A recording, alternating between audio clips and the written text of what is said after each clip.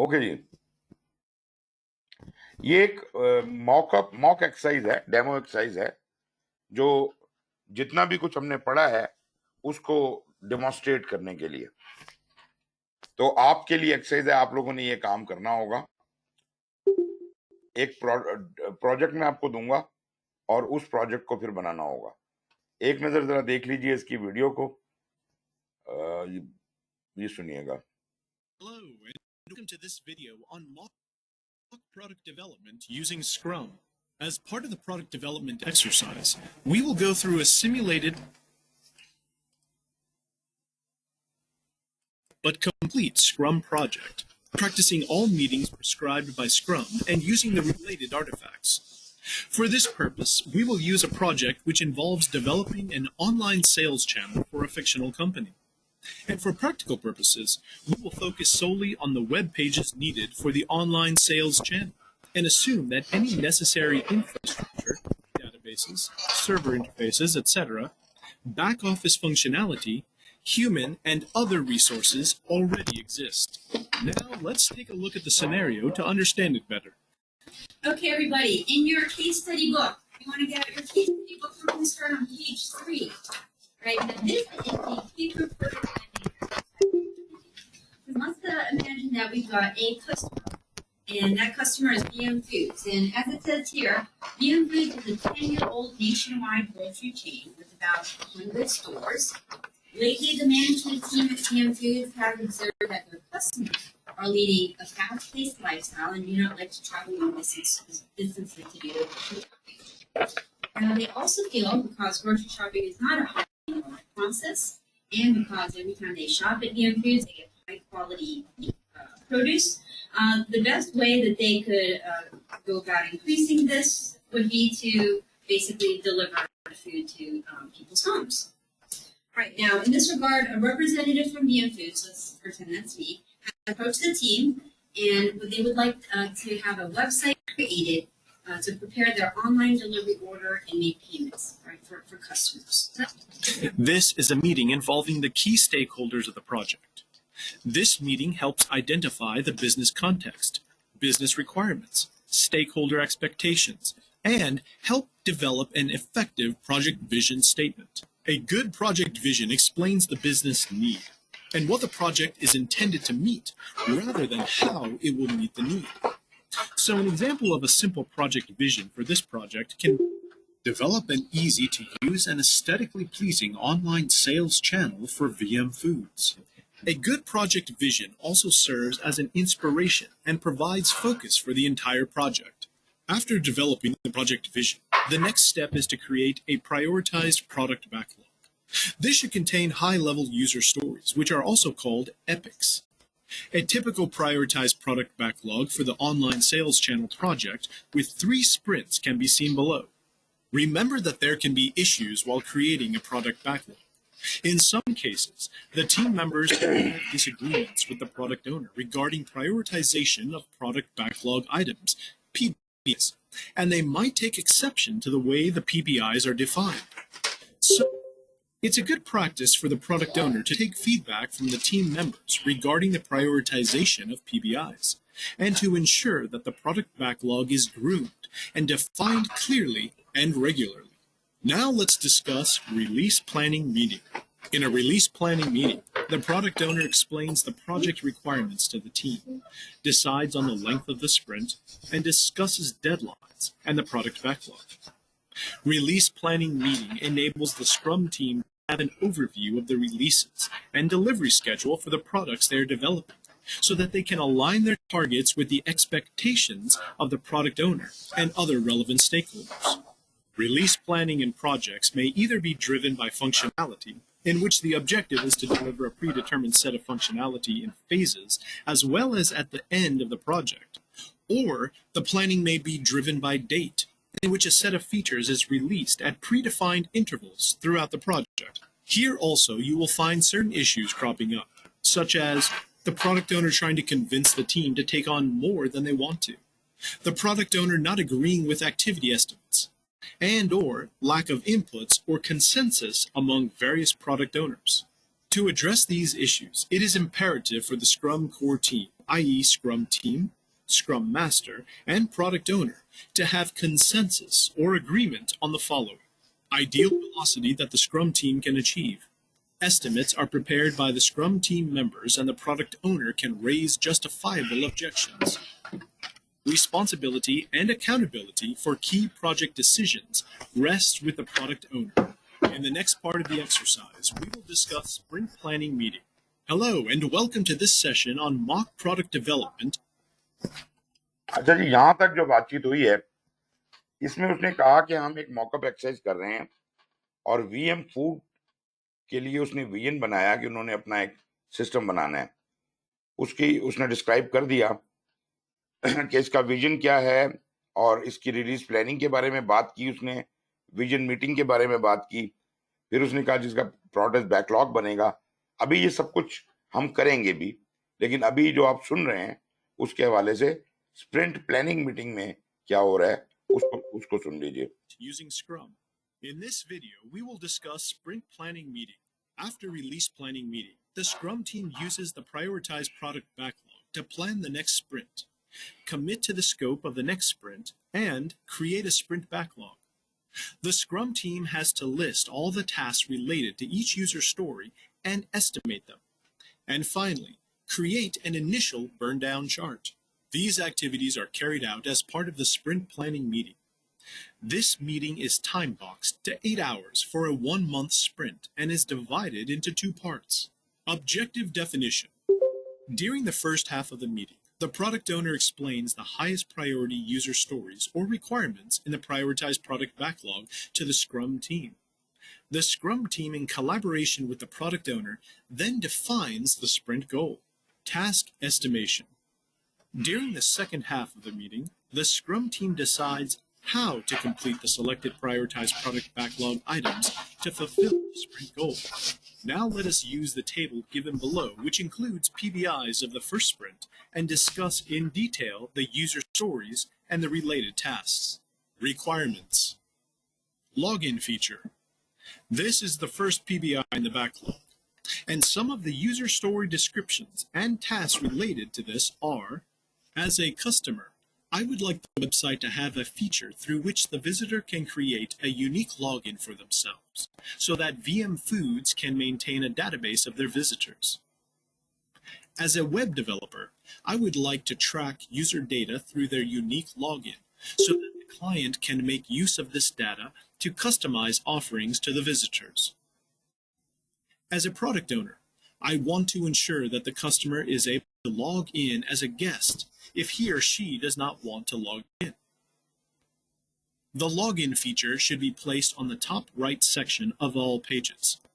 The first-time login should collect information like name, email ID, delivery address, age, which is optional, gender, which is optional, and family size, which is also optional. Customers are allowed to create a unique password for themselves. Payment mechanism. This is the next item in the list of PBIs. The user story descriptions and tasks related to this PBI are: the website should also have accessibility to various payment gateways in order to enable payment after the shopping. The page should be redirected to the payment gateway when the customer clicks the Proceed button after they finish. The gateway should return to the payment success page on the website, which should have links to any loyalty discounts or referral discounts that we provide. Generic browsing and shopping cart. This is the next PBI. Its user story descriptions and tasks are: users should be able to, at a cursory glance, get an idea about the products in the VM Foods portfolio. It should include a downloadable magazine that includes all products at VM Foods. Users should have a shopping cart facility to track the products they've added. If the user has not completed the transaction in a given visit, the cart should feature it in the next visit as pending items. There should be a mechanism wherein the customer can alter products on the cart, increase quantity, change the brand, etc., without having to delete the product or go back to buy it. Issues to be addressed during sprint planning. When creating a sprint backlog, we may find many issues that should be resolved before starting the design process. One of them is when the outlier will not change his or her mind. Generally, once the estimates are made, two outliers are given an opportunity to provide justifications for their estimate. After this discussion, the team conducts another estimation exercise, and this process is carried out until a consensus is reached. In case there is an outlier who refuses to change their estimate, it would be a good idea to look into the technical functionalities of the task to be completed. Another issue is that one person dominates the planning session and doesn't give others the opportunity to share their ideas. Because Scrum is a technique that requires a lot of consensus-based decision-making, it's good practice to appoint one member as the devil's advocate, who questions every decision and ensures that each team member's opinion is considered. The team's disagreements with the product owner about priority of user stories can also be an issue. Generally, the tasks that have the highest business impact are delivered at the earliest. It is the responsibility of the product owner to ensure that the team is aligned with the business objectives, and if there are any disagreements, the product owner should clearly explain the logic behind assigning higher business value to certain tasks. Ultimately, the product owner has the final say. Daily stand-up meetings.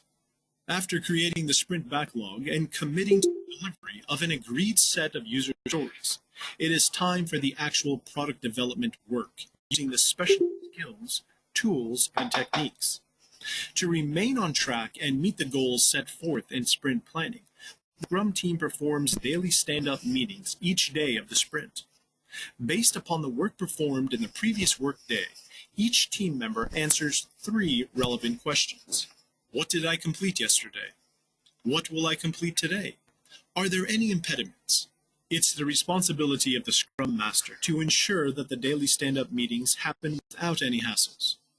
And it's the responsibility of the Scrum team member to ensure that they actively participate during the meetings by sharing project information and promoting team understanding.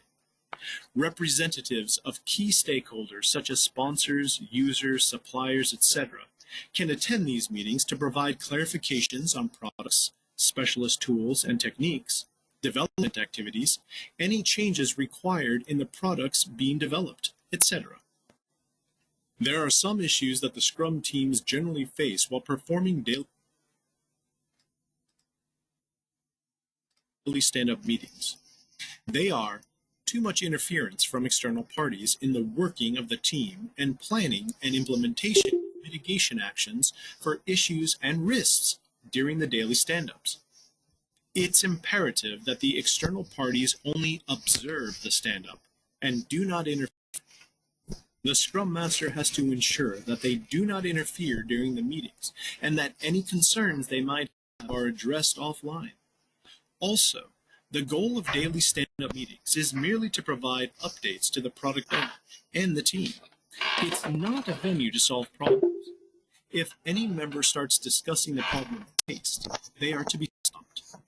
Any such discussions can take place between relevant members after the meeting.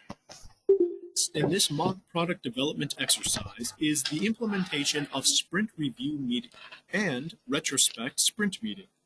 First, let's discuss the sprint review meeting. The sprint review meeting is time-boxed to 4 hours for a 1-month sprint.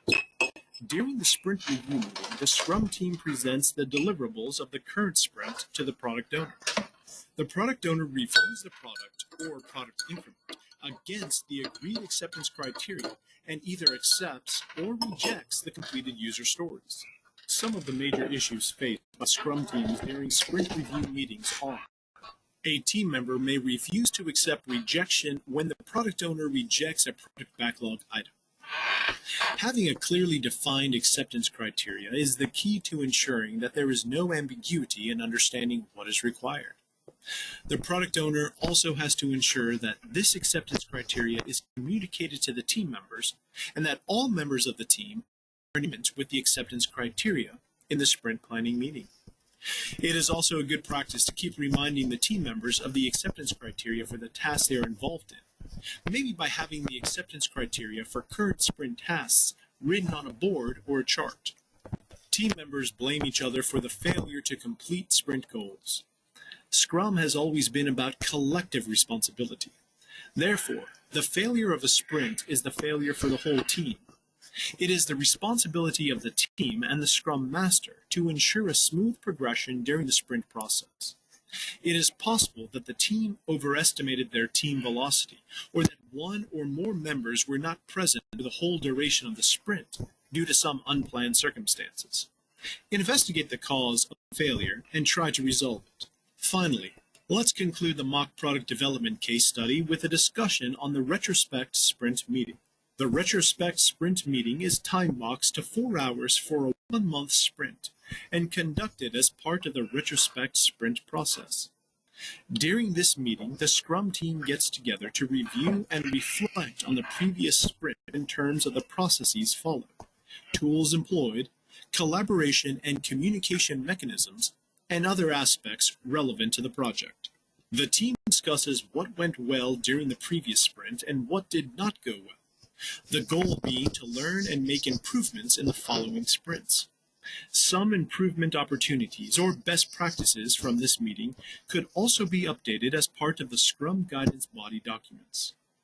And with that, we've come to the end of this video on mock product development using Scrum. Thank you, and keep learning Scrum with us. अच्छा जनाब, आपने ये note किया होगा कि इस पूरी presentation के अंदर उसने एक पूरा मॉक एक्सरसाइज चलाई है, एक केस स्टडी आपके सामने रखी है वीएम फूड्स की, और उसमें ये सारे आर्टिफैक्ट्स उसने बनाए हैं। उसने जनाब पहले तो विजन बनाया इन द विजन मीटिंग, लाजमी बात है ये प्रोडक्ट ओनर की जिम्मेदारी है। फिर दूसरा काम उसने किया prioritise product backlog. Prioritise product backlog again जिम्मेदारी तो प्रोडक्ट ओनर की है, मगर और इसमें रोल कस्टमर का है, क्योंकि कस्टमर वो एपेक्स प्रोवाइड कर रहा है, और प्रोडक्ट ओनर अपनी टीम की मदद से उसको रिफाइन या प्रायोरिटाइज कर रहा है। ये जब प्रायोरिटाइज प्रोडक्ट बैकलॉग हो जाता है तो फिर हम रिलीज प्लानिंग मीटिंग करते हैं।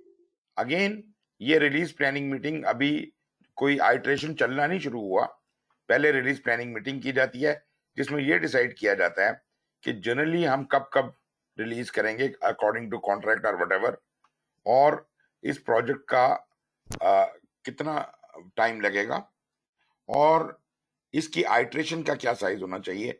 आइटरेशन की लेंथ डिटरमिन करना सबसे जरूरी काम है रिलीज प्लानिंग में से, क्योंकि जो आइटरेशन का लेंथ आप डिटरमिन करेंगे उसी की बुनियाद पे फिर जो स्क्रम टीम है वो अपना स्प्रिंट चलाना शुरू करेगी। स्प्रिंट चलाने के लिए वो आएंगे प्रायोरिटाइज बैकलॉग से, कुछ चीजें पिक करके ले जाएंगे, कुछ यूजर स्टोरीज पिक करके ले जाएंगे, उन्हें कमिट कर देंगे और उनका अप्रूवल ले लेंगे, और उसके बाद they will go into their sprint and they will develop they will conduct a sprint planning meeting. In this planning meeting, what they will be doing, number one, they will decide on the breakdown of each user story into tasks, जैसा कि हमने पढ़ा था। फिर उस breakdown को बनाने के बाद वो हर एक टास्क का एस्टिमेट करेंगे और उसकी प्लानिंग करेंगे। ये सारी प्लानिंग होनी है स्प्रिंट प्लानिंग मीटिंग के दौरान, और उससे फिर इसके मुताबिक अमल शुरू हो जाएगा। जब हम इम्प्लीमेंटेशन में होते हैं तो इस स्प्रिंट प्लान के ऊपर हम अमल पैरा होते हैं, और उस वक्त हम साथ साथ डेली बेसिस पे डेली स्टैंडअप मीटिंग करते हैं, जो कि डेली प्रोग्रेस कलेक्ट होती रहती है। और ना सिर्फ इसका मकसद प्रोग्रेस कलेक्ट करना है, बल्कि तमाम team members would know who is facing what problem, who has done what and who is facing what problem, ताकि वो अगर एक दूसरे को सपोर्ट कर सकें तो वो करेंगे। जहां तक स्क्रम मास्टर का ताल्लुक है, वो इस स्टैंड अप मीटिंग का इंचार्ज है, और उसने एक तो इनकी कोऑर्डिनेशन करवा देनी है, दूसरा अगर उनके दरमियान कोई मसाइल और इम्पेडिमेंट्स हैं किसी भी काम को करने में, तो उन हर्डल्स को रिमूव करना ये अपनी जिम्मेदारी में ले लेता है।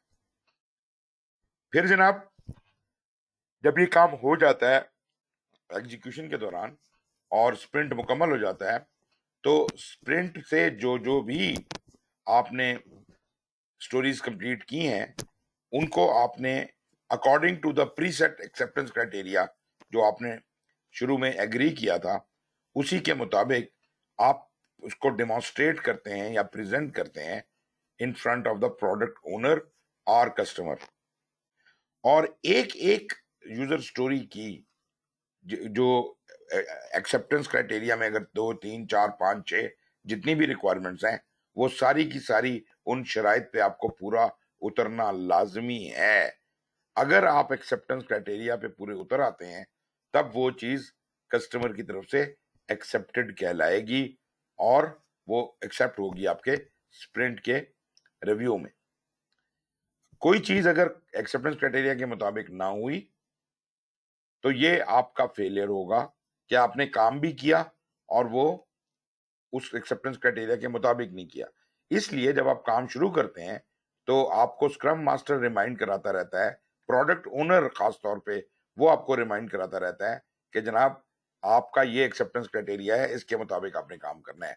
इसको मद्देनजर रखें, बहुत क्लैरिटी होनी चाहिए। और जब ये सब एक्सेप्टेंस वगैरह हो जाती है और वो चीजें जो हैं वो हम शिपमेंट के लिए रख लेते हैं, लाजमी बात है जब रिलीज टाइम होगा तो फिर वो चीज रिलीज की जाएगी। So that may come a bit letter, but for the time being sprint के खत्म होने पे हम एक लेसन लर्नड की मीटिंग करते हैं। This is called retrospect sprint meeting. और इसमें हम बैठ के ये डिसाइड करते हैं कि हमने क्या खोया, क्या पाया, क्या गलतियां की, क्या सीखा, ताकि हम अपने अगला स्प्रिंट जो शुरू करने जा रहे हैं उसको इम्प्रूव कर सकें। ये देखा आपने कि ये पूरी एक तरह से समरी हो गई जो कुछ हमने किया था। इसमें सारी मीटिंग्स भी उसने बता दी। उसने कहा जी विजन बनाने की मीटिंग है, एक प्रोजेक्ट विजन मीटिंग जो कि प्रोडक्ट ओनर की अपनी है। फिर रिलीज प्लानिंग की मीटिंग है, ये भी प्रोडक्ट ओनर के लेवल की है। स्प्रिंट प्लानिंग मीटिंग स्प्रिंट के अंदर होगी। Daily stand up meeting scrum master करेगा। स्प्रिंट रिव्यू मीटिंग ये टीम की और स्क्रम मास्टर के साथ और अपना प्रोडक्ट ओनर को प्रेजेंट करेंगे। और रेट्रोस्पेक्ट स्प्रिंट मीटिंग ये टीम की अपनी मीटिंग है स्क्रम मास्टर के साथ। बाकी लोग कोई आना चाहते हैं तो आ सकते हैं। अब जनाब जरा एक दफा फिर हम इसको रिव्यू करते हैं। प्रोडक्ट डेवलपमेंट एक्सरसाइज है ये, और इसमें सिमुलेट उसने किया हुआ है सारा कुछ। मेरे पास एक किताब भी है, किताबचा सा है, उसमें बड़ा अच्छे तरीके से एक्सरसाइज बनी हुई है। लेकिन मैं जिस तरतीब में किताब में दिया मैं उस तरह से आपसे गुफ्तगू करता जाता हूँ। ओके जी, तो इसके अंदर पर्पस है we will use a project which involves developing an online sales channel. अब आप लोगों ने अक्सर देखा होगा कि ऑनलाइन सेल्स अवेलेबल है, अब तो पाकिस्तान में भी अवेलेबल है, पता नहीं आप भी ऑनलाइन परचेजेस करते होंगे। ये उसने क्या किया है कि एक ग्रोसरी शॉप को उसने ऑनलाइन शॉप के तौर पे कन्वर्ट किया है। और इस तरह की कुछ एग्जांपल्स हमें इधर इस्लामाबाद में भी मिलती हैं। मिसाल के तौर पे क्या नाम है, डी वॉटसन वालों ने ऑनलाइन का सिलसिला चलाया हुआ है। अब वो इतना इफेक्टिव है या नहीं है, लेकिन ये जो सिस्टम ये बता रहा है आपको, that is very very nice. इसने जो फिक्शनल कंपनी ली है उसका नाम रखा है VM foods. For practical purposes will focus solely on the web page on the online sale channel. इस वक्त हम ज्यादा चीजों की डेप्थ में नहीं जा रहे, हम सिर्फ ऑनलाइन सर्विसेज जो रिक्वायर्ड हैं, स्क्रीन पे क्या आना चाहिए, लॉगिन कैसे होना चाहिए, उस तरह की बातें सिर्फ डिजाइन करेंगे।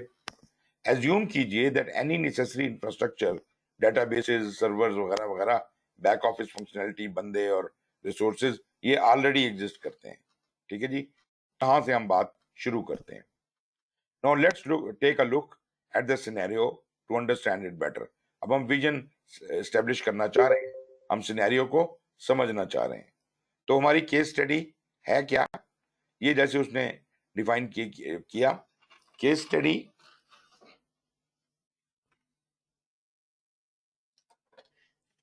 पेज 3 के ऊपर इसने यहाँ पे दिया हुआ, आपको बुक नहीं है। वो कहता है जी with your team create an initial product backlog for the given product vision. और विजन में पहले आपको पढ़ दूं, जरा सुनिएगा। विजन स्टेटमेंट बड़ा गौर से सुनिएगा, क्योंकि इसमें हम इसी को आगे लेके चलने वाले हैं। The vision for the case study is discussed by the product owner. That is in the case, मतलब है कि मैं प्रोडक्ट ओनर हूं, आप जो है वो स्क्रम टीम है। The product owner writes the product vision on a chart and explains to the whole team what has to be achieved in this project. जो मकसद है प्रोजेक्ट का, जो ऑब्जेक्टिव है, वो लोगों के साथ डिस्कस किया जाता है, स्क्रम टीम के साथ डिस्कस किया जाता है। और इसमें ऐसा भी किया जा सकता है कि आपको कहा जाए आप बना के लेके आए। वैसे तो इसने एक विजन स्टेटमेंट आपको बताई भी थी। विजन मीटिंग के अंदर जैसा कि आपको पता है कि जो की स्टेक होल्डर्स हैं वो भी हो सकते हैं, और लाजमी बात है उन लोगों ने विजन एस्टेब्लिश करना और प्रोडक्ट ओनर की जिम्मेदारी में आता है। ये जनाब आपका जो भी बिजनेस कॉन्टेक्स्ट है या बिजनेस रिक्वायरमेंट्स है, उनको एनकैप्सुलेट करता है। स्टेक होल्डर की एक्सपेक्टेशन को मैंने आपको बताया था कि जो हमारा प्रोडक्ट ओनर होता है वो कस्टमर फेसिंग होता है, तो कस्टमर की बात समझ के और उसको आपको ट्रांसलेट करता है, आपको फिर ब्रीफ करता है कि ये प्रोजेक्ट विजन है और इसके मुताबिक हमने काम करना है। एक अच्छा प्रोजेक्ट विजन जो होगा वो बिजनेस नीड को फोकस करेगा। वो उसने बात की थी ना कि जी टीम एग्री नहीं कर रही, क्यों नहीं एग्री कर रही, इसलिए उनको आपने क्लियर नहीं किया। ये माइक बंद कर दीजिए। ये किसी का माइक खुला हुआ है जी।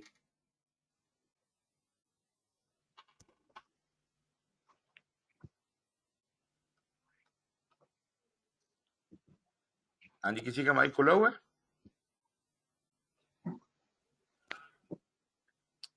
आजम साहब आपका माइक गालबन खुला हुआ है। चलिए ठीक हो गया। ओके, तो मैं बात कर रहा था कि विजन जो है, अ, अगर टीम का सोचने का तरीका या समझने का तरीका कुछ और है, वो कुछ और समझ रहे हैं, और प्रोडक्ट ओनर कुछ और समझ रहा है, तो वो तो फिर टीम और उसके दरमियान में क्लैश आ जाएगा। उसने टीम को एक पेज पे लेके चलना है ताकि टीम किसी और चक्कर में ना रहे। अमूमन देखा ये गया है कि जो टेक्निकल काम करने वाले लोग होते हैं वो काम को भूल जाते हैं, टेक्नोलॉजी से वो शादी कर लेते हैं, विच इज नॉट डिजायरेबल। हम ये चाह रहे हैं कि टेक्नोलॉजी को हम काम के लिए इस्तेमाल करें, ना कि ये कि टेक्नोलॉजी के मुताबिक काम को डिजाइन किया जाए। मतलब काम को तो नहीं डाला जा सकता, जो मकसद है वो मकसद तो कस्टमर की तरफ से आ रहा है, स्टेक होल्डर की तरफ से आ रहा है। तो ये बात प्रोडक्ट ओनर ने इन लोगों को समझानी है कि जनाब ये चीज है जो हम करना चाह रहे हैं और आप इसके हिसाब से अपना काम करें। तो वही बात कि अच्छा जो विजन है एक्सप्लेन बिजनेस नीड को एक्सप्लेन करेगा and what the project is intended to meet rather than how it will meet the need. How का जो हमें तक मसला आता है वो टीम खुद डिसाइड करेगी, उसमें कोई झगड़ा नहीं है। और टीम बताएगी कि इसको करने के लिए मुझे क्या चीज चाहिए, उसे वो चीज प्रोवाइड की जाएगी। और हम पहले कह चुके हैं कि जो चीजें या रिसोर्सेज या सामान इस प्रोजेक्ट के लिए है वो for the time being is not our problem, because that is made pre available.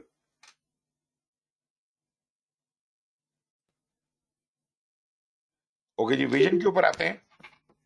Vision है जी, develop an easy to use and aesthetically pleasing online sales channel for VM food. Simple सी बात, एक grocery shop है VM foods foods उसके लिए आपने एक aesthetically pleasing online sales channel बनाना है। अब आगे आप देखेंगे तो आपको ये चीज क्लियर होगी। फोकस जहां पे क्या है, a good project vision also serve as an inspiration and provides focus for the entire project. अब जो कोई भी इस प्रोजेक्ट को देखेगा या सोचेगा वो इस आंख से देखेगा, इसको फोकस करके देखेगा। ये वो विजन है जिसके ऊपर ये सारा कुछ बिल्ड होना है। देयरफॉर ये विजन सब लोगों को समझाना बहुत जरूरी है। लाजमी बात है आपने प्रोडक्ट ओनर ने स्टेक होल्डर से डिस्कस करके ये विजन डिसाइड किया, तो एक बात तो ये कि तमाम स्टेक होल्डर्स का कंसेंसस होना चाहिए इस विजन पे, और अब उसने गेन टीम का भी कंसेंसस करना है। जब ये विजन हो जाता है, विजन चूंकि मैं ज्यादा इसलिए आपसे बात नहीं कर रहा, आप बनाए, क्योंकि ये प्रोडक्ट ओनर का काम है बनाना, आपका तो समझना है ना काम एज अ टीम। फिर आ जाती जी प्रायोरिटाइज प्रोडक्ट बैकलॉग। अगेन ये काम भी प्रोडक्ट ओनर ही का है, लेकिन इस काम में वो स्क्रम टीम को इन्वॉल्व करता है अपने साथ, अपनी मदद के लिए बुलाता है। फिर आपको मैंने ये बताया हुआ है कि एपिक्स क्या है और यूजर स्टोरीज क्या हैं। कोई मुझे बताएगा कि एपिक में और यूजर स्टोरी में क्या फर्क है? जी please raise hands.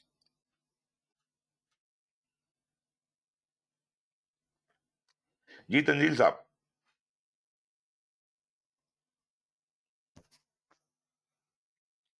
Sir epic basically unrefined user stories होती हैं, बाद में हम रिफाइन करते हैं तो वो यूजर स्टोरीज बन जाती हैं। Wonderful wonderful. सब लोग ये बात समझ लीजिए कि एपिक्स अनरिफाइंड यूजर स्टोरीज हैं, और इनको जब हम रिफाइन कर देते हैं तो ये फिर यूजर स्टोरीज की शक्ल अख्तियार करते हैं। ठीक है जी। तो एपिक का दूसरा नाम अनरिफाइंड यूजर स्टोरीज, और जब हम इनको रिफाइन कर लेते हैं तो फिर हो सकता है कि एक एपिक से एक से ज्यादा यूजर स्टोरी निकल आए। तो यूं समझ लीजिए कि एक एपिक में शायद एक से ज्यादा रिक्वायरमेंट्स पैक हो गई हैं, और उस वक्त हमने परवाह नहीं की, क्योंकि उस वक्त हम कस्टमर से रिक्वायरमेंट उठाने के ऊपर जोर था। तो कोई रिक्वायरमेंट बड़ी, कोई छोटी, सब इकट्ठी हो गई, किसी में ज्यादा रिक्वायरमेंट्स है, किसी में कम है। अब हम क्या करेंगे, जब हम इनको रिफाइन करेंगे, और रिफाइन करने के लिए कौन लोग हैं, ये स्क्रम टीम बैठेगी, और ये बैठ के एक एक एपिक को उठाएगी या अनरिफाइंड यूजर स्टोरी को उठाएगी, और उसको देखेगी कि ये एक फंक्शनैलिटी को एड्रेस कर रहा है या एक से ज्यादा को कर रहा है। फिर वो उनको अलग अलग करके उनकी यूजर स्टोरीज बना देगा, और ये जो बनेगी, इन यूजर स्टोरीज को भी फिर हम जो हमारे स्टेक होल्डर्स हैं, ये प्रोडक्ट ओनर उनके साथ डिस्कस करेगा कि ये रिफाइन होने के बाद ये बनी है लिस्ट, और इसको हमने प्रायोरिटाइज कर दिया। और प्रायोरिटाइज कैसे किया जाएगा? अगेन वो स्टेक होल्डर, प्रोडक्ट ओनर जो है, वो कस्टमर और स्टेक होल्डर्स के पास जाएगा और उनसे पूछेगा आप लोग इन कामों में से किसको प्रायोरिटी में हाई प्लेस करते हैं, आपको क्या चीज पहले चाहिए, किस चीज की सबसे ज्यादा वैल्यू है आपके लिए। तो उन्हीं से पूछ के प्रायोरिटाइजेशन करेगा। तो बेशक प्रायोरिटाइजेशन फिजिकली करने का अमल टीम करे, लेकिन इसमें कस्टमर की मर्जी और इजाजत शामिल है। ये जनाब आपके सामने एक प्रायोरिटाइज बैकलॉग रखा हुआ है, और इसको स्प्रिंट वाइज डिवाइड किया हुआ है। Although there is no need to divide it into sprint wise, लेकिन फॉर द टाइम बिंग आप ये देखते हैं कि पहला स्प्रिंट जो हम करने जा रहे हैं, उसमें हम जो हाईएस्ट वैल्यू आइटम है, वो मतलब टोटल पूरे बैकलॉग में जो हाईएस्ट वैल्यू आइटम है, वो सबसे पहले इसके अंदर आ रहे हैं। एक उसमें है लॉग इन फीचर पैदा करना है, एक्सेस टू पेमेंट गेटवे देनी है, और generic browsing on shopping cart की फैसिलिटी प्रोवाइड करनी है। और इनके आगे इसके एस्टिमेट लिखा हुआ है, इसको हम स्टोरी पॉइंट्स में भी कर सकते हैं। टोटल स्प्रिंट जो है वो 14 स्टोरी पॉइंट्स या डेज में अगर किया हुआ है तो 14 डेज में ये काम करेगी, जिसमें से 4 दिन लॉगिन के हैं, 5 दिन एक्सेस टू पेमेंट गेटवे के हैं, और जेनेरिक ब्राउजिंग और शॉपिंग के। लेकिन मैं ये कहूंगा कि एट दिस स्टेज जहां हम प्रोडक्ट बैकलॉग आइटम्स को डिस्कस कर रहे हैं, वहां हमें इसको दिन में नहीं लेना चाहिए। Let's leave it to the team to decide कि वो कैसे करेंगे। मेरे हिसाब से they would rather like to go for story points वाला तरीका। खैर एनीवेज, फर्ज कर लेते हैं कि उनकी वेलोसिटी जो है वो 14 है, तो अब ये स्प्रिंट इस तरह से डिवाइड हो जाएंगे। मगर स्प्रिंट अभी डिजाइन नहीं किए जाते, ये गलत है कि स्प्रिंट पहले से डिसाइड हो जाते हैं। मैं सिर्फ आपको डेमोन्स्ट्रेट कर रहा हूं कि स्प्रिंट इस तरह से चलेंगे। ये प्रायोरिटी में लगे हुए हैं सारे आइटम, और ऊपर के 3 आइटम मैंने इधर उठा के रख दिए, फिर अगले 3 शायद आ जाएं अगले में, अगले 3 अगले में आ जाएं, डिपेंडिंग अपॉन कि किस चीज पे कितनी एफर्ट रिक्वायर्ड है। तो प्रोडक्ट बैकलॉग आइटम है, फिर उसकी यूजर स्टोरी की डिस्क्रिप्शन है, फिर उसके इनिशियल एस्टिमेट जो कि स्टोरी पॉइंट्स में हो सकता है, और रिवाइज एस्टिमेट वो कितना है। रिवाइज वो जब एक्चुअल डाटा आएगा और पता चलेगा कि ये इतने में नहीं, इतना इतना काम हुआ है।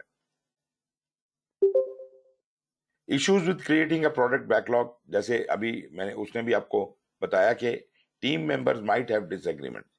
जो टीम काम कर रही है वो नहीं मानती, प्रोडक्ट ओनर से डिसएग्री करती है प्रायोरिटाइजेशन के हिसाब से कि प्रोडक्ट बैकलॉग आइटम्स को ऐसे नहीं ऐसे प्रायोरिटाइज होना चाहिए। तो इसके अंदर फिर प्रोडक्ट ओनर उनको समझाएगा कि भाई कस्टमर के लिए करना है, कस्टमर की ये डिमांड है कि ये चीज उसके लिए ज्यादा इंपॉर्टेंट है। It is not our priority, हमारी मर्जी नहीं है इसके अंदर। हमें ये समझना है कि कस्टमर कोई प्रायोरिटी क्यों दे रहा है और फिर उसके मुताबिक उसको वो चीज देनी है, क्योंकि वैल्यू तो उसको डिलीवर करनी है। और दूसरी बात यह है कि जहां तक बिजनेस वैल्यू का ताल्लुक है, तो वो अगर हमारी ऑर्गेनाइजेशन के गोल्स के मुताबिक ना हुआ तो भी ये फीजिबल नहीं रहेगा। तो अपनी ऑर्गेनाइजेशन के हिसाब से अपने ये देखना है कि जो हम कर रहे हैं उसके मुकाबले में हम कमा भी रहे हैं कि नहीं कमा रहे। अगर तो आप कमा नहीं रहे और बिला वजह कर रहे हैं तो ऐसा प्रोजेक्ट तो किए नहीं जाना चाहिए, वो फीजिबल ही नहीं रहेगा। तो यहाँ पे कंसेंसस गेन करना है हमने टीम के साथ।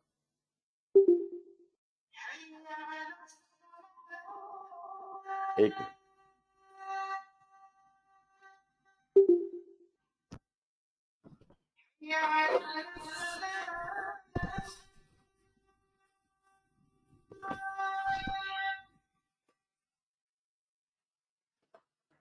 अच्छा जी, product owner should take feedback from team regarding the prioritization of PPI. देखिए, पीपीआई की प्रायोरिटाइजेशन में टीम ने मदद करनी है। अगर टीम बात ही नहीं समझी, विजन ही नहीं समझी, और वो ये बात समझ ही नहीं रही है कि कस्टमर ने कैसे वैल्यू करना है, और आप अपने मर्जी से कोई और प्रायोरिटाइजेशन बना दें, तो वो तो झगड़ा हो जाएगा। And ensure that the product backlog is groomed and defined properly, वो एंड कस्टमर की रिक्वायरमेंट के मुताबिक ग्रूम हो और उसी तरह से डिफाइंड हो। फिर हमने रिलीज प्लानिंग की बात की। Release planning meeting, again this is the responsibility, product owner के काम की चीज है। प्रोडक्ट ओनर ने डिसाइड करना, लेकिन टीम को क्या चाहिए? टीम को बुनियादी तौर पे इस रिलीज प्लानिंग से सिर्फ एक फायदा है कि उनका आइट्रेशन का साइज यहां से डिसाइड हो जाता है। और जहां तक इनको प्रोडक्ट ओनर को फायदा है वो ये है कि टीम जो जो कुछ भी अपने स्प्रिंट में बनाएगी वो कितने कितने अरसे के बाद रिलीज करना है, ये प्रोडक्ट ओनर का मसला बन जाता है। तो रिलीज प्लानिंग मीटिंग में product owner will explain project requirements to the team, decide on length on the sprint. ये length of the sprint is the main subject, क्योंकि सारी अगली प्लानिंग जितनी भी होनी है, अगला काम जितना भी होना है, वो इस लेंथ ऑफ द स्प्रिंट के ऊपर डिपेंड करता है। And discuss the deadline and the product backlog. फिर जनाब, release planning meeting enables the scrum team to have an overview of the releases and delivery schedule for the product they are developing। उनको एक अंदाजा हो जाता है team को कि कब कब क्या रिलीज होने वाला है, हम इतने स्प्रिंट कर लेंगे तो पहली रिलीज जाएगी, दैट काइंड ऑफ अंदाजा हो जाता है। They can align their targets with the expectations of the product owner and other relevant stakeholders। ये बहुत जरूरी है, this alignment has to be there। ठीक है जी। तो ये प्रोडक्ट ओनर भी कोशिश यही कर रहा है कि आप स्टेक होल्डर की जो रिक्वायरमेंट्स हैं, नीड्स हैं, उसके मुताबिक रिलीज करें। तो हम भी इसके मुताबिक ही काम करना चाह रहे हैं। देयरफॉर टीम की सोच में और कस्टमर की सोच में डायगोनली वेरिएंट किस्म का कोई ऑप्शन नहीं होना चाहिए, वो कम से कम कंसेंसस में होने चाहिए। फंक्शनैलिटी, रिलीज प्लानिंग में बी ड्रिवन बाय फंक्शनैलिटी। आप फीचर कह लें, फंक्शनैलिटी कह लें, in which objective is to deliver a pre determined set of functionality in phases and at the end of the project. अब वो जिसको फेज कह रहा है वो रिलीज है, रिलीज को फेज कह रहा है। तो उसमें कब क्या चीज डिलीवर करनी है हमने एक रिलीज में, क्या फंक्शनैलिटी उस वक्त तक कंप्लीट हो चुकी हो और एंड तक क्या हो चुकी है। ये रिलीज प्लानिंग का काम है। लेकिन हम लोग ज्यादा जो कंसर्न है टीम वाले, हमें अपनी स्प्रिंट से मतलब है। लेकिन समझ में तो आसानी होगी कि अगर हमने कोई रिलीज पहली हमारी जानी है 3 महीने बाद, तो उसके लिए हम क्या बिल्ड कर रहे हैं, तो क्या जो बिल्ड कर रहे हैं उसी का पोर्शन हमारे स्प्रिंट में बिल्ड हो रहा होगा। The planning may be driven by date in which a set of features is released as predefined intervals throughout the project. Issues क्या है जी रिलीज प्लानिंग के अंदर? Product owner trying to convince team to take on more than they want to, ज्यादा काम देने की कोशिश कर रहा है। क्या हाल है जी आपके ख्याल में? प्रोडक्ट ओनर ज्यादा काम टीम को देने की कोशिश कर रहा है, क्या करें?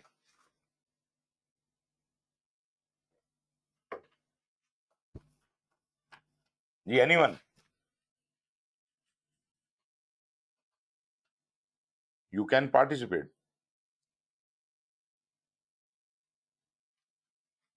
जी अली सैफ, अगर प्रोडक्ट ओनर टीम को कन्विंस करने की कोशिश कर रहा है कि ज्यादा काम करो, तो क्या करे टीम, क्या करे फिर?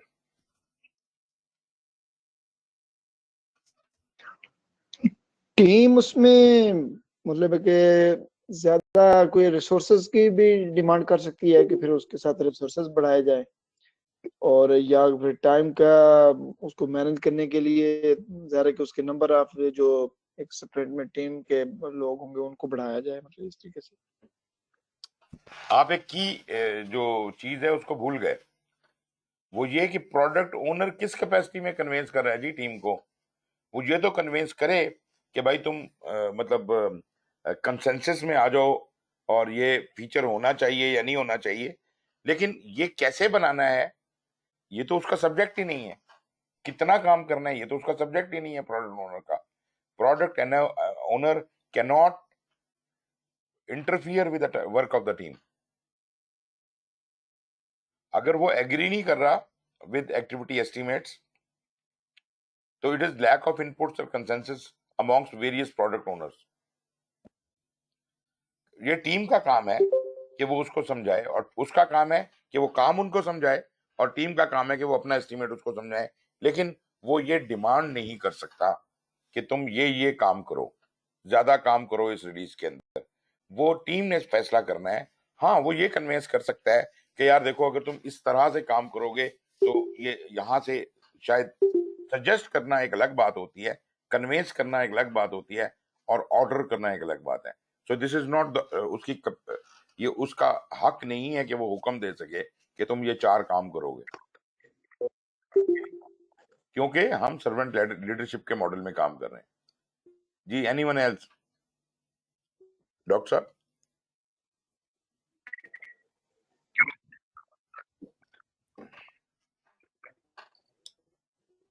ये बात समझ आ गई ना जी?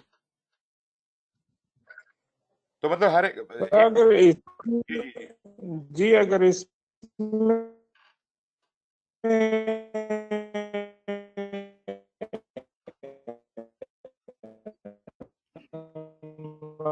प्रोडक्ट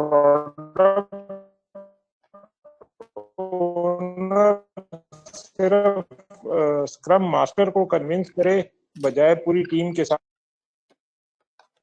स्क्रम मास्टर, देखिए, स्क्रम मास्टर को कन्विंस करने से क्या होगा? स्क्रम मास्टर ने भी कंसेंसस ही लेना है ना। तो प्रोडक्ट ओनर तो उनका बॉस है। मतलब अगर scrum master is a servant leader, तो प्रोडक्ट ओनर उससे भी बड़ा सर्वेंट लीडर है। ठीक है जी?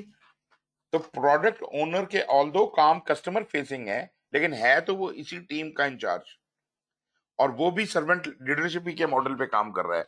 तो ही शुड अंडरस्टैंड कि मैं इनको डायरेक्ट कोई हुक्म नहीं दे सकता कि इतना काम करो या इतना काम ना करो। हाँ, ये बात तो मैंने आपसे कहा कि कन्वेंस करने के लिए उसको आर्गुमेंट खुद देना पड़ेगा। स्क्रम मास्टर क्यों देगा आर्गुमेंट? देखें जी, ये स्टेक होल्डर्स को और कस्टमर को रिप्रेजेंट कर रहा है, वॉइस ऑफ कस्टमर है, तो उनको समझाए ना कि कस्टमर क्या चाहता है। तुम लोग गलत समझ रहे हो, तुम लोग ठीक नहीं समझ रहे हो, ये काम ऐसे नहीं ऐसे होना है, ये समझा सकता है वो, और टीम उससे क्वेश्चन आंसर भी पूछ सकती है। लेकिन टीम का ये कहना कि ये तो सर ये प्रायोरिटी ठीक नहीं है, हम ऐसे करेंगे, ये गलत होगा। वो इसलिए गलत है कि प्रायोरिटी तो कस्टमर की वजह से है, और कस्टमर को तो ये डिस्कस कर रहे हैं, तो ज्यादा कौन जानता है? प्रोडक्ट ओनर जानता है। तो वहां पे team has to be convinced with the product owner. हाँ, एक इंटेलिजेंट क्वेश्चन आंसर करना है आपने, नहीं सर ऐसे नहीं, ऐसे हो सकता है, वैसे हो सकता है, सजेशन दी जा सकती है, लेकिन ये तो कस्टमर ने डिसाइड कर दिया कि क्या उसे चाहिए। हाँ, एक ही चीज हो सकती है, वो ये कि कस्टमर तो बहुत कुछ मांग रहा है, लेकिन we are not paid for it. This can be a valid point from the team कि जनाब हमारी कंपनी तो नुकसान में जा रही है, हमारा बिजनेस तो लॉस में जा रहा है, तो अगर तो इनफिजिबिलिटी बन जाती है तो तब तो हम प्रोजेक्ट ही खत्म कर सकते हैं। वो पॉइंट अपनी जगह वैलिड है, लेकिन अगर फिजिबल है और कस्टमर जो है वो मांग रहा है कि जी एक चीज ऐसे होनी चाहिए, तो यू आर नोबडी। हम तो कह रहे हैं कि we are open to change, we welcome change. तो इस हवाले से वो रिजिडिटी ना होनी चाहिए। जी जनाब।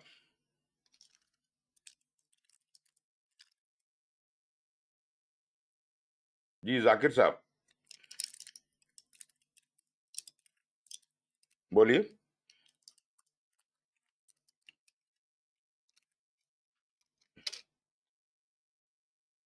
किधर गए जाकिर साहब, गायब हो गए?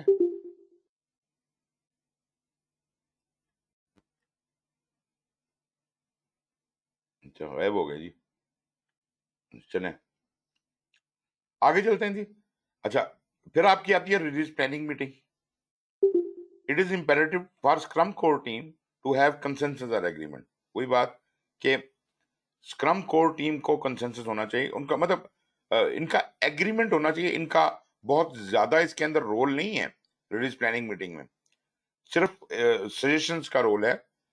काम जो है वो प्रोडक्ट ओनर कर रहा है, मतलब इसमें ज्यादा काम प्रोडक्ट ओनर का है, और वो कॉन्ट्रैक्ट को देखेगा, वो कस्टमर की नीड को देखेगा, उसको कब क्या चीज रिलीज में चाहिए, उसके हिसाब से उसकी फेजेस बनाएगा या रिलीजेस बनाएगा, और टीम से डिस्कस जरूर करता रहेगा, और टीम जो है उसका कन्वेंस होना जरूरी है, ताकि जो स्प्रिंट का साइज डिसाइड होता है उसका कोई लॉजिकल बेस हो, और इसी तरह हम ये रियलिस्टिक हो कि इन स्प्रिंट्स में किस तरह से वो रिलीज में कन्वर्ट होंगी, या जो चीजें इन स्प्रिंट्स के अंदर से अप्रूव होंगी, एक्सेप्ट होंगी, उनको उनके वो नतीजतन उस रिलीज को फीड करेंगी।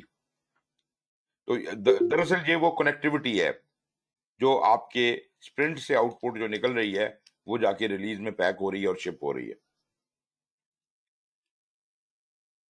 इसके बाद जनाब, और यहीं से हम ये डिटरमिन करने की कोशिश करते हैं, मतलब अभी तक काम तो नहीं शुरू हुआ, लेकिन टीम की वेलोसिटी को डिटरमिन किया जाता है। आइडियल वेलोसिटी क्या होनी चाहिए इस काम के क्वांटम को देखते हुए और टाइम अवेलेबल को देखते हुए कि टीम को किस स्पीड पे काम करना चाहिए। फर्ज करते हैं टीम को जिस स्पीड पे काम करने की डिजायर की जा रही है वो टीम की कैपेसिटी से बाहर हो, तो क्या करेंगे? तो ये बात समझ जानी चाहिए कि ये इस टीम के बस का रोग नहीं है, और शायद किसी भी टीम के बस का रोग ना हो। उस सूरत में we may decide to employ more than one teams. वो जो हम कहते हैं ना कि दो तीन टीमें, एक से ज्यादा टीमें हो सकती हैं, तो yes of course that is our option, we can have more than one teams.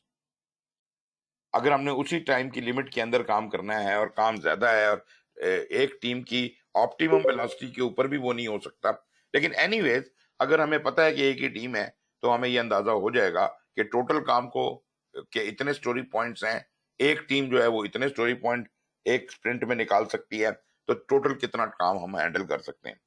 अगर तो उसके अंदर अंदर आता है तो हमें आइडियल वेलोसिटी मिल जाएगी, और अगर उसे बियॉन्ड जाता है तो फिर ये naturally we will have a decision कि we may require need to have more than one scrum teams.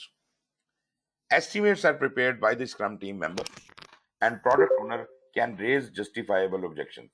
यहाँ पे डिस्कशन है, स्क्रम टीम बता सकती है कि जी हमारी वेलोसिटी इतनी होगी और वर्कलोड इतना है और जो भी हिसाब किताब है, ये पूरे प्रायोरिटाइज बैकलॉग को सामने रख के बातचीत की जा रही है। अभी स्प्रिंट नहीं बनाए। रिस्पॉन्सिबिलिटी अकाउंटेबिलिटी फॉर की project decisions rest with product owner. यही वजह है कि ये वाला काम प्रोडक्ट ओनर की जिम्मेदारी है। रिलीज प्लानिंग मीटिंग, वो जो प्रोडक्ट बैकलॉग बनाया था वो, विजन जो बनाया था वो, ये सारे काम प्रोडक्ट ओनर की जाती जिम्मेदारी। और अगर इसने यहां तक काम सही चला दिया तो बाकी वो डील करता रहेगा कस्टमर के साथ, बाकी team will take on its job, और जो स्टेक होल्डर जो स्क्रम मास्टर है वो इनको फैसिलिटेट करता रहेगा। फिर जनाब आ जाती है आपकी स्प्रिंट प्लानिंग मीटिंग। अब जनाब स्प्रिंट प्लानिंग मीटिंग में स्क्रम टीम का काम शुरू हो गया। स्क्रम टीम, वो जो रिलीज प्लानिंग मीटिंग तो हो गई थी ना, हमें एक अंदाजा तो हो गया था कि हम कितना काम कैरी कर सकते हैं, एक आइडियल स्पीड तो हमें मिल गई थी, उससे प्लस माइनस कुछ हो तो कोई फर्क नहीं पड़ता। तो स्क्रम टीम जो है वो गई प्रोडक्ट बैकलॉग के पास और वहां से हाईएस्ट वैल्यू के आइटम वहां से पिक किए, उनका डिटेल एस्टिमेट लगाया, अपनी एग्जैक्ट स्पीड डिटरमिन की और उसके हिसाब से इतने काम हमने कमिट कर दिए।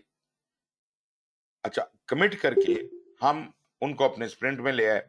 अच्छा, अब ऐसा होता है कि जो रिलीज प्लानिंग वगैरह जब हमने की थी तो प्रोडक्ट ओनर ने अपने हिसाब से कोई तरतीब दे ली थी कि जी पहले स्प्रिंट में इतना काम दूंगा, इतना दूंगा, इतना दूंगा। लेकिन जैसा मैंने कहा कि वो काम फोर्स नहीं कर सकता आपके ऊपर। उसने फर्ज करें कि 10 काम अप्रूव करके रखे थे कि जी ये 10 काम जो है मेरे ख्याल में स्प्रिंट 1 में उठा लिए जाएंगे, लेकिन टीम आई, उन्होंने सिर्फ 8 उठाए। इस पे बातचीत हो सकती है लेकिन इस पे वो उनको फोर्स नहीं कर सकता कि 9वां 10वां काम भी उठाओ और लेके जाओ। टीम बताएगी कि जी हमारी कैपेसिटी इतनी है, हम इससे ज्यादा काम उठा नहीं सकते, हम इस बार सिर्फ ये 8 काम ही उठा के लेके जा सकते हैं। तो ये वाली चीज जो है, जो मतलब वो हमने कहा था कि उसके थोपने की कोशिश करता है, वो अलाउड अलाउड नहीं है।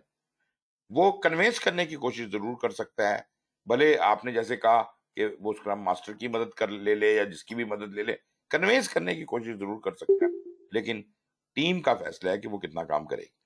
इसका मतलब है कि अप्रूव टास्क 10 पड़े हुए थे, उनमें से आपने जो कमिट किए वो 8 किए, वो उठा के आप ले आए अपने स्प्रिंट के अंदर। और याद रहे कि ये एपिक्स नहीं है, ये यूजर स्टोरीज हैं। ये यूजर स्टोरीज जब आप लाए तो आपने यहाँ पर अपना, जिस तरह वहां पे प्रोडक्ट का बैकलॉग बना हुआ था, यहाँ स्प्रिंट का बैकलॉग है। स्प्रिंट बैकलॉग में ये काम रख दिए, लेकिन अभी याद रहे कि ये यूजर स्टोरीज को भी हमने मजीद तोड़ना फोड़ना भी है, इसको तोड़ के टास्क में कन्वर्ट करना है और टास्क की को फिर सीक्वेंस करना है, प्रायोरिटाइज करना है, और टास्कों के इस प्रायोरिटाइजेशन को हम स्प्रिंट बैकलॉग में रखते हैं और फिर उस तरतीब में काम शुरू करते हैं। लेकिन एक बात ध्यान में रखिएगा, जो उन 3-4 यूजर स्टोरी जो हम उठा के लाए हैं उनकी जो प्रायोरिटाइजेशन थी वही प्रायोरिटाइजेशन यहाँ मेंटेन होगी, लेकिन यहाँ उसका ब्रेकडाउन हो गया है और अब टास्क तक की प्रायोरिटाइजेशन इसके अंदर स्प्रिंट बैकलॉग में मौजूद है, जो कि definitely is in accordance with the user story की जो प्रायोरिटाइजेशन थी वही है, इन अलाइनमेंट विद दैट। फिर स्क्रम टीम जो है उसको list of all the task related to each user story जब मिल जाते हैं और उनका एस्टिमेट भी वो बना लेते हैं, तो finally they start creating it. वो अपना एक इनिशियल बर्न डाउन चार्ट बना लेते हैं। ये जो स्ट्रेट लाइन है, ये इनिशियल बर्न डाउन चार्ट बनाते हैं। ये जो जिगजैग लाइनें ये अभी नहीं बनी होती, ये बनती हैं जब हम काम करना शुरू करते हैं। ये खास तौर पे ये पॉइंट्स जो लगे हुए हैं, ये पॉइंट्स वगैरह जैसे जैसे हम काम करना शुरू करते हैं, डेली स्टैंड अप मीटिंग में ये पॉइंट लगाते हैं हम, और उसके इसके साथ प्रोग्रेस देखी जाती है। अगर हम इस स्ट्रेट लाइन से ऊपर ऊपर जा रहे हैं तो we are doing well, we are doing more than expected. But जहां हम उसे नीचे जाना शुरू करते हैं, इसका मतलब है कि हम एक्सपेक्टेशन से नीचे आते जा रहे हैं। अगर हम ऊपर रहेंगे तो इसका मतलब है कि we are likely to complete all the work earlier than the finish date. And if we start going below this oblique line, that means we may not be able to complete some of the user story. So this is how it looks like. These activities are carried out as part of the sprint planning meeting. ठीक है जी। तो ये सब कुछ हम sprint planning meeting में, मतलब उसका एस्टिमेशन, उसका ब्रेकडाउन और उसकी प्रायोरिटाइजेशन, ये सब हम वहां करते हैं। और आपको तो पता ही है कि स्प्रिंट टाइम बॉक्स्ड है, और सॉरी, स्प्रिंट तो टाइम बॉक्स है ही है, स्प्रिंट प्लानिंग मीटिंग भी टाइम बॉक्स है। वो कैसे? अगर आपके स्प्रिंट का साइज 1 महीना है तो उसकी मुनासबत से 8 घंटे की स्प्रिंट प्लानिंग मीटिंग होनी चाहिए। अब अगर से कि आपका स्प्रिंट का साइज 2 हफ्ते है तो इसको आधा कर लें, अगर 6 हफ्ते है तो उसको 1.5 गुना कर लें। तो ये एक जनरली अगर 1 महीने का स्प्रिंट हो तो 8 घंटे की आपकी स्प्रिंट प्लानिंग मीटिंग होती है। इसमें ऑब्जेक्टिव डेफिनेशन है, product owner explains highest priority user stories and requirement. अच्छा, यहाँ पे स्प्रिंट प्लानिंग मीटिंग में प्रोडक्ट ओनर का रोल है, क्योंकि आप हाईएस्ट वैल्यू आइटम्स उठा के लाए हैं, टीम लेके आई है वहां से उठा के, तो ये जहां जहां क्लैरिफिकेशन रिक्वायर्ड होती है, प्रोडक्ट ओनर एक्सप्लेन करता है कि कोई यूजर स्टोरी क्यों हायर प्रायोरिटी पे है, कौन क्यों कम प्रायोरिटी पे है, क्योंकि वो वॉइस ऑफ कस्टमर है, वो कस्टमर की जुबान में आपको बता रहा होता है कि कस्टमर ये मांग रहा है। In prioritize product backlog to scrum team with product owner then defines the sprint goal. इस स्प्रिंट में हमने क्या मकसद अचीव करना है, तो म्यूचुअल कंसेंसस हो गया, एग्रीमेंट हो गया। अब टीम जो है उस मिशन पे लग जाएगी और उस स्प्रिंट को अचीव करेगी। टास्क एस्टिमेशन में स्क्रम टीम डिसाइड करती है how to complete selected prioritize product backlog items to fulfil the sprint goal. इस स्प्रिंट गोल को कंप्लीट करेगा तो प्रायोरिटाइज बैकलॉग में चीजें कंप्लीट होंगी। तो प्रायोरिटाइज बैकलॉग के आइटम्स को कंप्लीट करने के लिए ये कोशिश की जा रही होती है। और ये जैसे कि वही वाली एग्जांपल स्प्रिंट 1 था, उसके ये 3 यूजर स्टोरीज थी।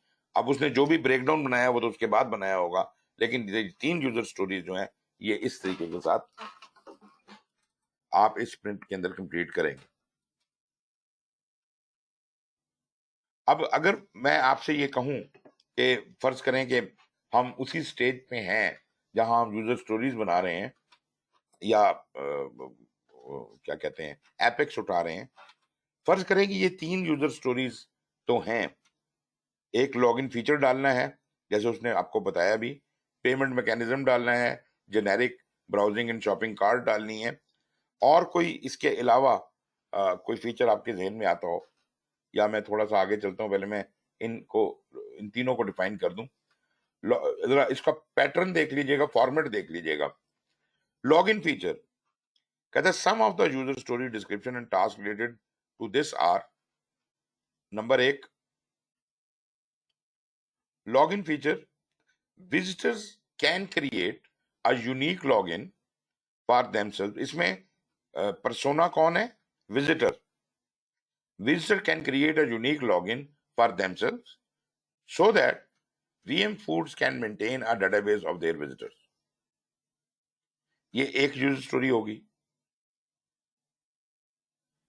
फिर कहते हैं इससे track user data through unique login so that the client can make use of this data to customize offerings to the visitors।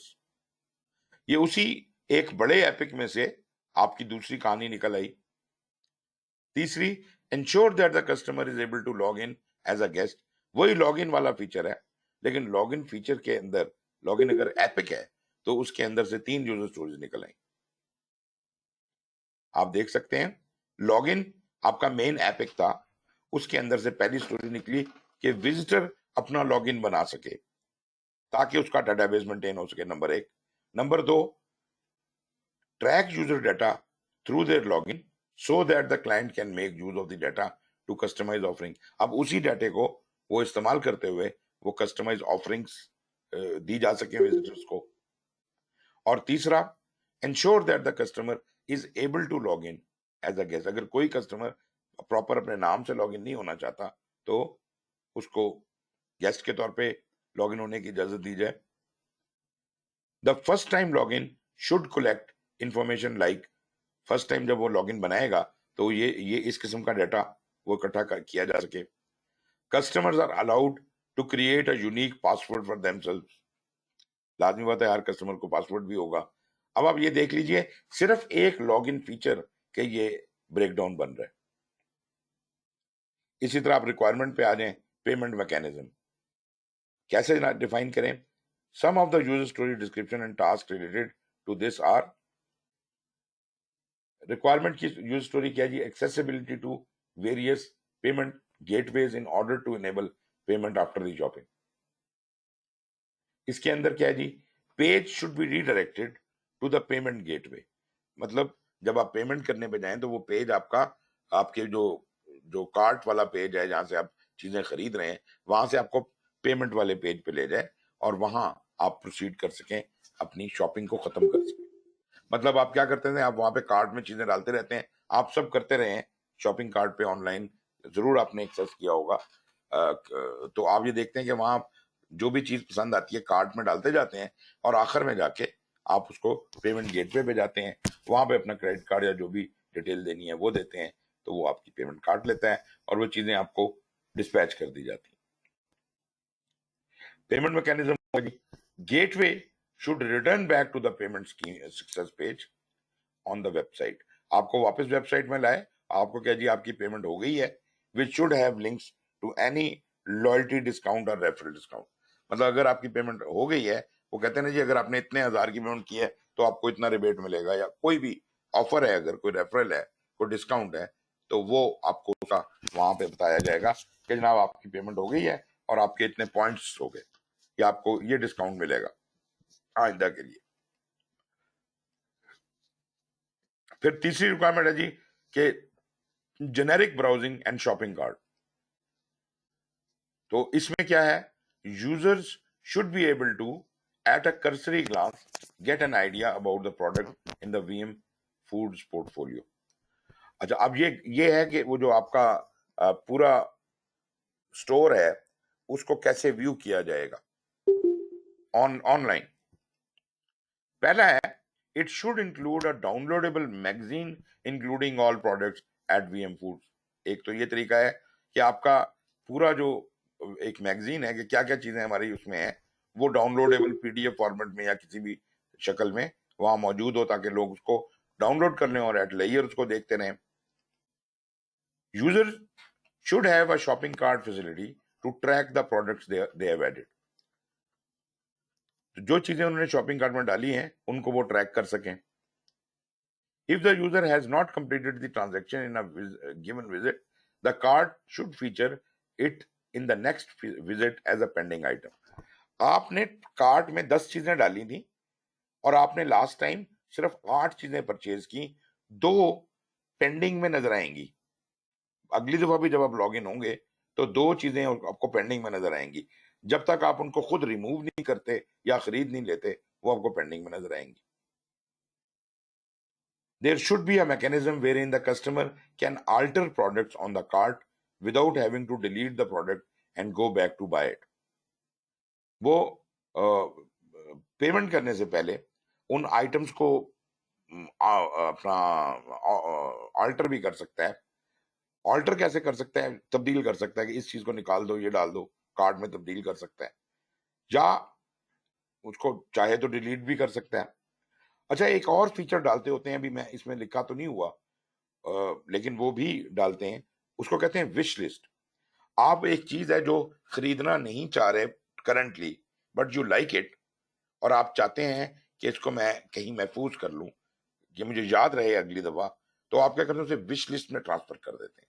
Even from your card you can send the things कि अभी नहीं खरीदनी, बाद में खरीदूंगा, उसको wish list में डाल देते हैं, तो वो फिर पेंडिंग में भी नहीं आती, वो विश लिस्ट में चली जाती है, और जब आपका दिल करता है आप उसको उसमें अपनी मर्जी से खुद ऐड करते हैं। खैर, ये वाला फीचर इसमें नहीं दिया हो। इश्यूज इसमें फिर वही उसी तरह के issues to be addressed during sprint planning. One of them is when the outliers will not change his or her mind. It is common for there to be 1 or 2 outliers during an estimation exercise। Outliers होते हैं extreme positions. एक तो consensus है ना जी, consensus का मतलब है कि हम लोग तकरीबन एक जैसी राय रखते थे, हम सब एग्री हो गए हैं, लेकिन एक बंदा जो एक बिल्कुल पेसिमिस्टिक या एक बंदा जो बिल्कुल ऑप्टिमिस्टिक राय रखता है, वो आउटलायर है। तो आउटलायर जो है ना वो प्रॉब्लम कॉज करता है। कंसेंसस का असूल ये है कि जो आउटलायर जो है उनको एग्री टू डिसएग्री करना चाहिए, कि मतलब वो कहें कि जी ठीक है, आपका कंसेंसस मैं मानता हूं, लेकिन मेरा इख्तलाफी नोट ये दाखिल मैंने कर दिया है। जी जाकिर साहब, एक मिनट, आप आ गए हैं, कहाँ हैं जाकिर साहब? आप मुझे नजर नहीं आ रहे, कहाँ पर हैं आप? हाँ जाकिर साहब बोलिएगा जरा, अभी मुझे आपकी उस वक्त आप गायब हो गए थे स्क्रीन से, आपकी आवाज नहीं आ रही मुझे, पहले भी नहीं आई थी और अभी भी नहीं आ रही। सर मेरी आवाज आ रही है आपको? अभी आ रही, अभी आ रही। अस्सलाम वालेकुम। असल में सर शायद माइक्रोफोन्स में मसला है, उसको मैं लगाता हूं तो मेरी आवाज आपको क्लियर नहीं आती है। अभी आपने अच्छा तो माइक्रोफोन का प्रॉब्लम है ना आपका? अभी तो आपकी जी बहुत जी बिल्कुल ऐसा ही है। माइक्रोफोन ना लगाएं, राइट। माइक्रोफोन ना लगाएं आप। जी आप क्या कुछ पूछना चाह रहे थे? नहीं सर, वो पहले मैं पूछना चाह रहा था, जब आप प्रोजेक्ट ओनर्स की बात कर रहे थे ना कि वो कैसे कन्विंस करेंगे अपनी टीम के मेंबर्स को, जी जी स्क्रम टीम को, तो ऊपर बस मैं एक चीज पूछना चाह रहा था सर्वेंट लीडरशिप के हवाले से, जी जी। लेकिन फिर वो बात आगे हो गई थी तो कोई इशू नहीं है। ओके ओके, बस thank you very much, thank you. यही है कि हर चीज को कहीं पे हमने डंडा इस्तेमाल नहीं करना, नहीं तो ये आपका जो सर्वेंट लीडरशिप का मॉडल है वो बर्बाद हो जाएगा। और असल में जो लोग क्लेम करते हैं कि हम लोग इसको एजाइल को इस्तेमाल भी कर रहे हैं, तो और करते वो डंडे के जोर के ऊपर हैं, तो वो असल में एजाइल नहीं है, वो तो फिर वही आ गया ना, डंडा फोर्स आ गई। और इवन प्रोजेक्ट मैनेजर जो स्क्रम मास्टर होता है, स्क्रम मास्टर भी सर्वेंट लीडरशिप करने के बजाय लोगों को डंडे मारता फिर रहा होता है, ये करो, जल्दी करो, ऐसा करो, वैसा करो, तो वो आपने उसकी स्पिरिट ही तबाह बर्बाद कर। अच्छा जी आगे, एक तो ये वाला मसला है जी, वन ऑफ देम, वो आउटलायर्स वाला मसला है। After this discussion the team conducts another estimation exercise and this process is carried out until a consensus is reached. ये बड़ा इंटरेस्टिंग है, आपको पहले मैंने एक्सरसाइजेस बताई भी, और हमने कहा कि अच्छा अपना पॉइंट लेके आए, सबके सामने रखें, और उसके बाद दोबारा वोटिंग होगी, फिर दोबारा वोटिंग होगी, क्योंकि एवरीबॉडी इज लिसनिंग। अगर आपका कन्विंसिंग आर्गुमेंट है तो बाकी लोगों का भी वोट चेंज हो जाएगा। इस तरह बार बार हम कंसेंसस करते करते उस जगह पहुंच जाते हैं, और उसमें अगर कोई एक आधा आउटलायर रह जाता है, उसको हम कहते हैं अच्छा फिर तुम you must agree with everybody. In case there is an outlier who refuses to change their estimate, it would be a good idea to look into the technical functionality of the task to be completed. Another issue is one person dominates the planning session. ये भी हम address कर चुके हैं Monte Carlo में, कि Monte Carlo exercise करें आप, सॉरी हाँ, डेल्फाई टेक्निक, सॉरी डेल्फाई टेक्निक इस्तेमाल करें, और उसके अंदर do not be impressed by anyone other's opinion, anyone else's opinion. किसी ने कोई बात कह दी है तो आप उससे कन्विंस ना हो, बल्कि अपना ओरिजिनल आइडिया लेके आए, और हर एक को ये मौका मिलना चाहिए कि वो अपना ओरिजिनल आइडिया दे सके। तो ये जो ग्रुप थिंक वाला प्रोसेस है उससे हम बचना चाह रहे हैं। Appoint one member as a devil's advocate who questions every decision and ensures that each member's opinion is considered. This is very good कि आप अपनी टीम के अंदर एक बंदा, वैसे तो आप अपॉइंट करते हो तो अच्छी बात है, नहीं तो एक आदमी जो है वो खुद ब खुद नेगेटिव रोल अडॉप्ट कर ले और कहे नहीं सर अगर ऐसा नहीं होता फिर ऐसा कैसे होगा, तो वो उसको नेगेट करे, और उसके जो ग्रुप थिंक अगर बना हुआ है तो उसको तोड़ने की कोशिश की जाए। इस हवाले से मैं एक मेथड है जिसको शायद आप लोगों ने सुना हो, 6 थिंकिंग हैट्स। ये क्या है जी नाम, गालिबन नाम मेरे ज़हन से निकल रहा है ऑथर का, लेकिन ये किताब उसने बड़ा कुछ लिखा है इसके ऊपर। 6 thinking hats is a process in which 6 colors are allocated to 6 different hats. उसमें रेड है, येलो है, वाइट है, ब्लैक है, ग्रीन है और ग्रीन है, रेड है,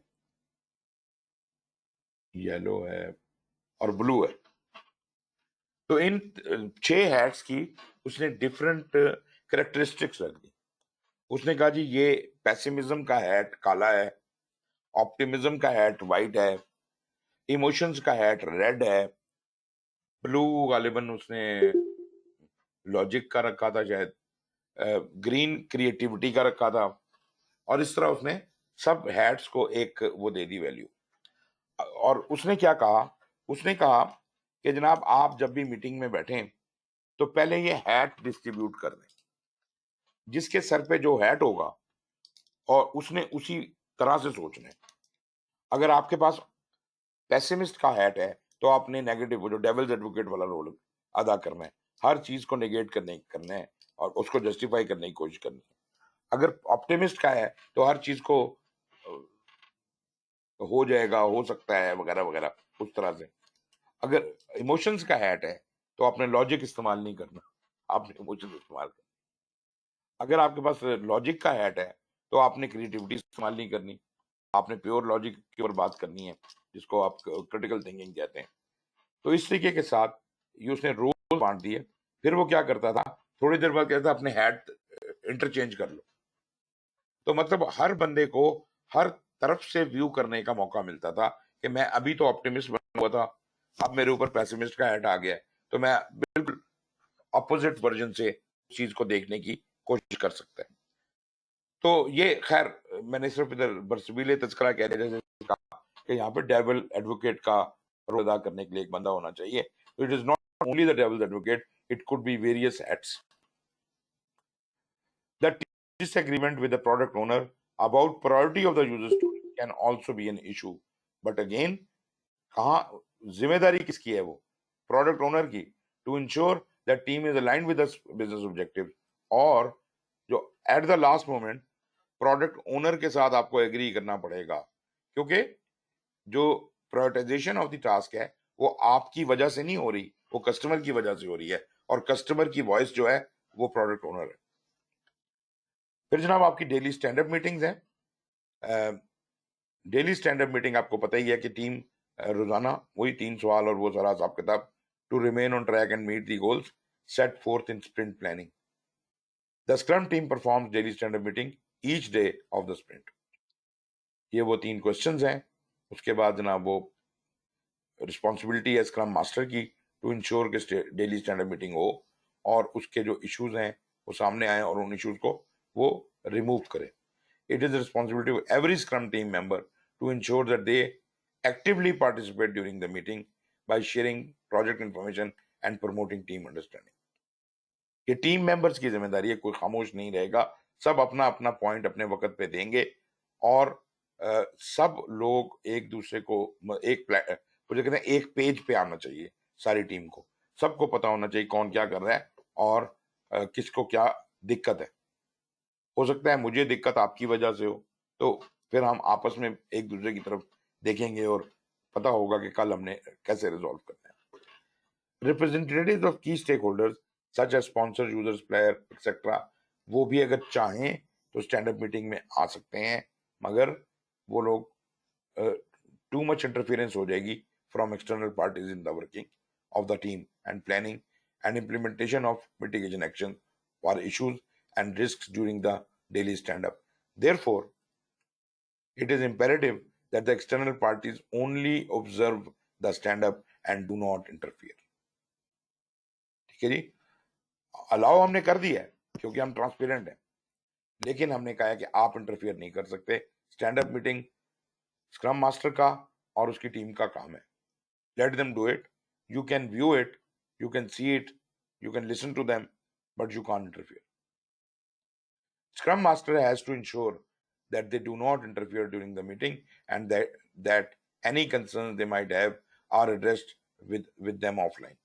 बाद में उनके साथ बातचीत प्रोडक्ट ओनर कर ले, और अगर कोई मसले मसाइल आ रहे हैं तो वहां पे रिजॉल्व कर ले, लेकिन जहां बात नहीं करेंगे. Goal of daily stand-up meeting is to provide updates to the team. फिर स्प्रिंट रिव्यू मीटिंग, जैसे मैंने आपको बताया था कि स्प्रिंट रिव्यू मीटिंग के अंदर हम लोग ये भी टाइम बॉक्स्ड है. जैसे आपको याद होगा sprint review sprint planning meeting, मैंने कहा था 8 घंटे एक महीने के स्प्रिंट के ऊपर 8 घंटे की मीटिंग होती है. रिव्यू मीटिंग जो है एक महीने के स्प्रिंट के ऊपर 4 घंटे की होती है. तो अगर आपका स्प्रिंट 2 हफ्ते वाला है तो फिर आपकी 2 घंटे की मीटिंग होगी. तो ये इन 2 या 4 घंटे जो भी हैं आपके पास, इनके अंदर आपने कस्टमर या प्रोडक्ट ओनर के सामने अपना डेमोन्स्ट्रेट करना होता है, और कि हमने तमाम जो यूजर स्टोरीज थी उनकी जो क्या कहते हैं एक्सेप्टेंस का क्राइटेरिया था वो सब पूरा कर लिया है. मतलब डन क्राइटेरिया और acceptance criteria is all okay, and if they agree और उसको साइन ऑफ करते हैं तो आपकी ये चीजें एक्सेप्ट हो जाएंगी.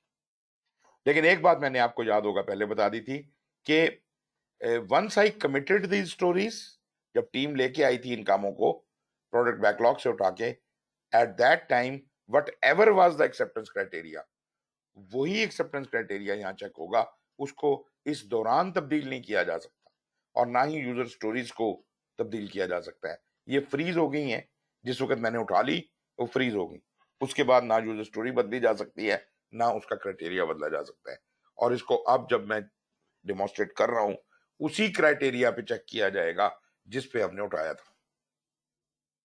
तो इस हवाले से अगर मैंने ये कंप्लीट नहीं किया, सही नहीं किया, तो मेरी जिम्मेदारी है. और ये एक बहुत नेगेटिव बात होगी कि आप अपना कमिटमेंट पूरी ना कर सके. लेकिन ये टीम वर्क के ऊपर काउंट होता है. लेकिन मैं ये नहीं कह रहा कि ये कोई अनहोनी है, ऐसा हो नहीं सकता, ऐसा हो भी सकता है. लेकिन ज्यादा तकलीफ की बात तो तब होगी जब आप कोई भी कमिटमेंट अपनी पूरी नहीं करते. तो टीम जो है वो अपने आप को ऑटो करेक्ट करती है. और ये रिव्यू मीटिंग के बाद हम रेट्रोस्पेक्ट में यही काम करेंगे कि देखेंगे हमने क्या खोया क्या पाया. सो स्प्रिंट रिव्यू मीटिंग में scrum team presents the deliverable to the sprint और the current sprint to the product owner. Product owner review करता है और एग्री करता है एक्सेप्टेंस क्राइटेरिया से, एंड ईदर एक्सेप्ट्स और rejects the completed user story. जो एक्सेप्ट हो गई वो एक्सेप्ट हो गई, जो रिजेक्ट हो गई, जो कि बहुत बुरी बात है, तो वो चीजें वापस चली जाएंगी प्रायोरिटाइज प्रोडक्ट बैकलॉग सबसे ऊपर. Some of the major issues जो इसमें होते हैं, team members refuses to accept when product log owner reject a product backlog item. Again authority product owner है, आप उससे किस तरह से डिसएग्री कर सकते हैं. डिसएग्रीमेंट मुझे तो ये समझ आता है कि एक्सेप्टेंस क्राइटेरिया जो दिया गया था वो चेक उसके मुताबिक नहीं कर रहा, तब तो डिसएग्रीमेंट बनता है. उसके लिए आपको असूल पता है कि आप ये प्रूव करें कि जिस वक्त हम काम उठा के लाए थे, जिस वक्त हमने कमिट किया था और आपने प्रूव किया था, उसी क्राइटेरिया के ऊपर आप टेस्ट कर सकते हैं.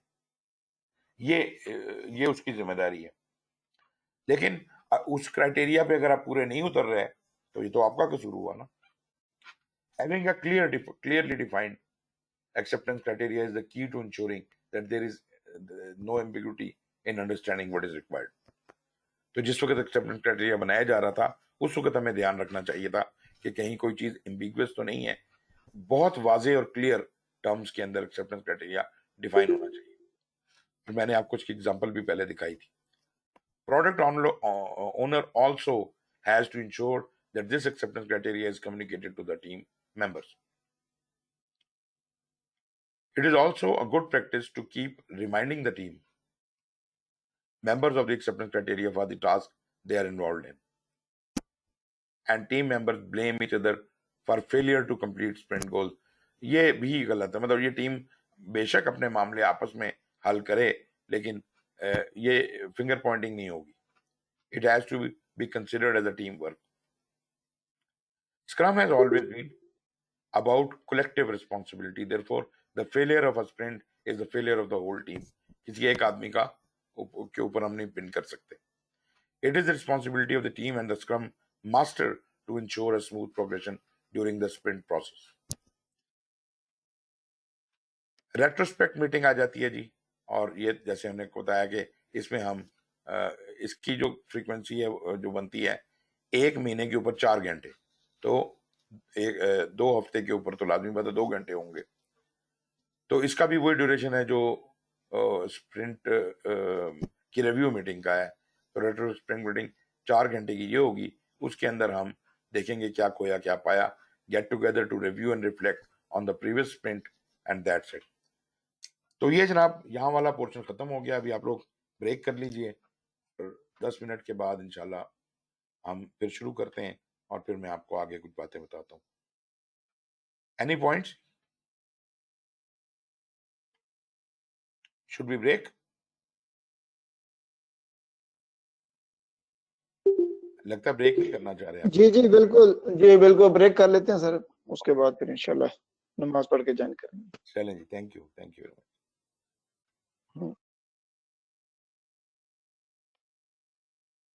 जी जनाब, आर यू देयर?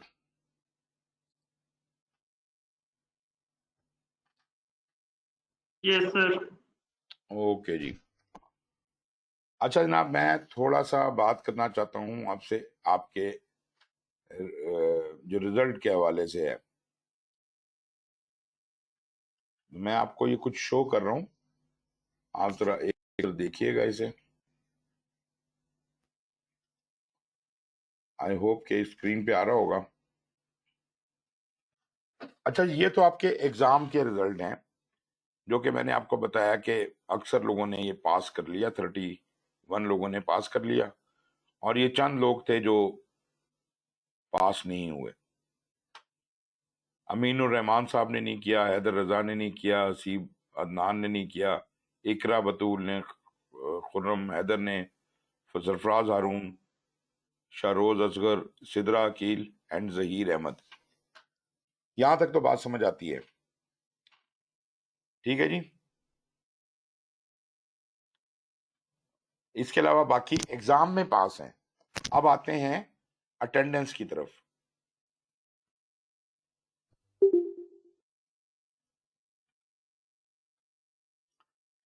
ये जनाब आपके सामने आपका अटेंडेंस का रिकॉर्ड है। ये तमाम लोगों का अटेंडेंस का रिकॉर्ड है।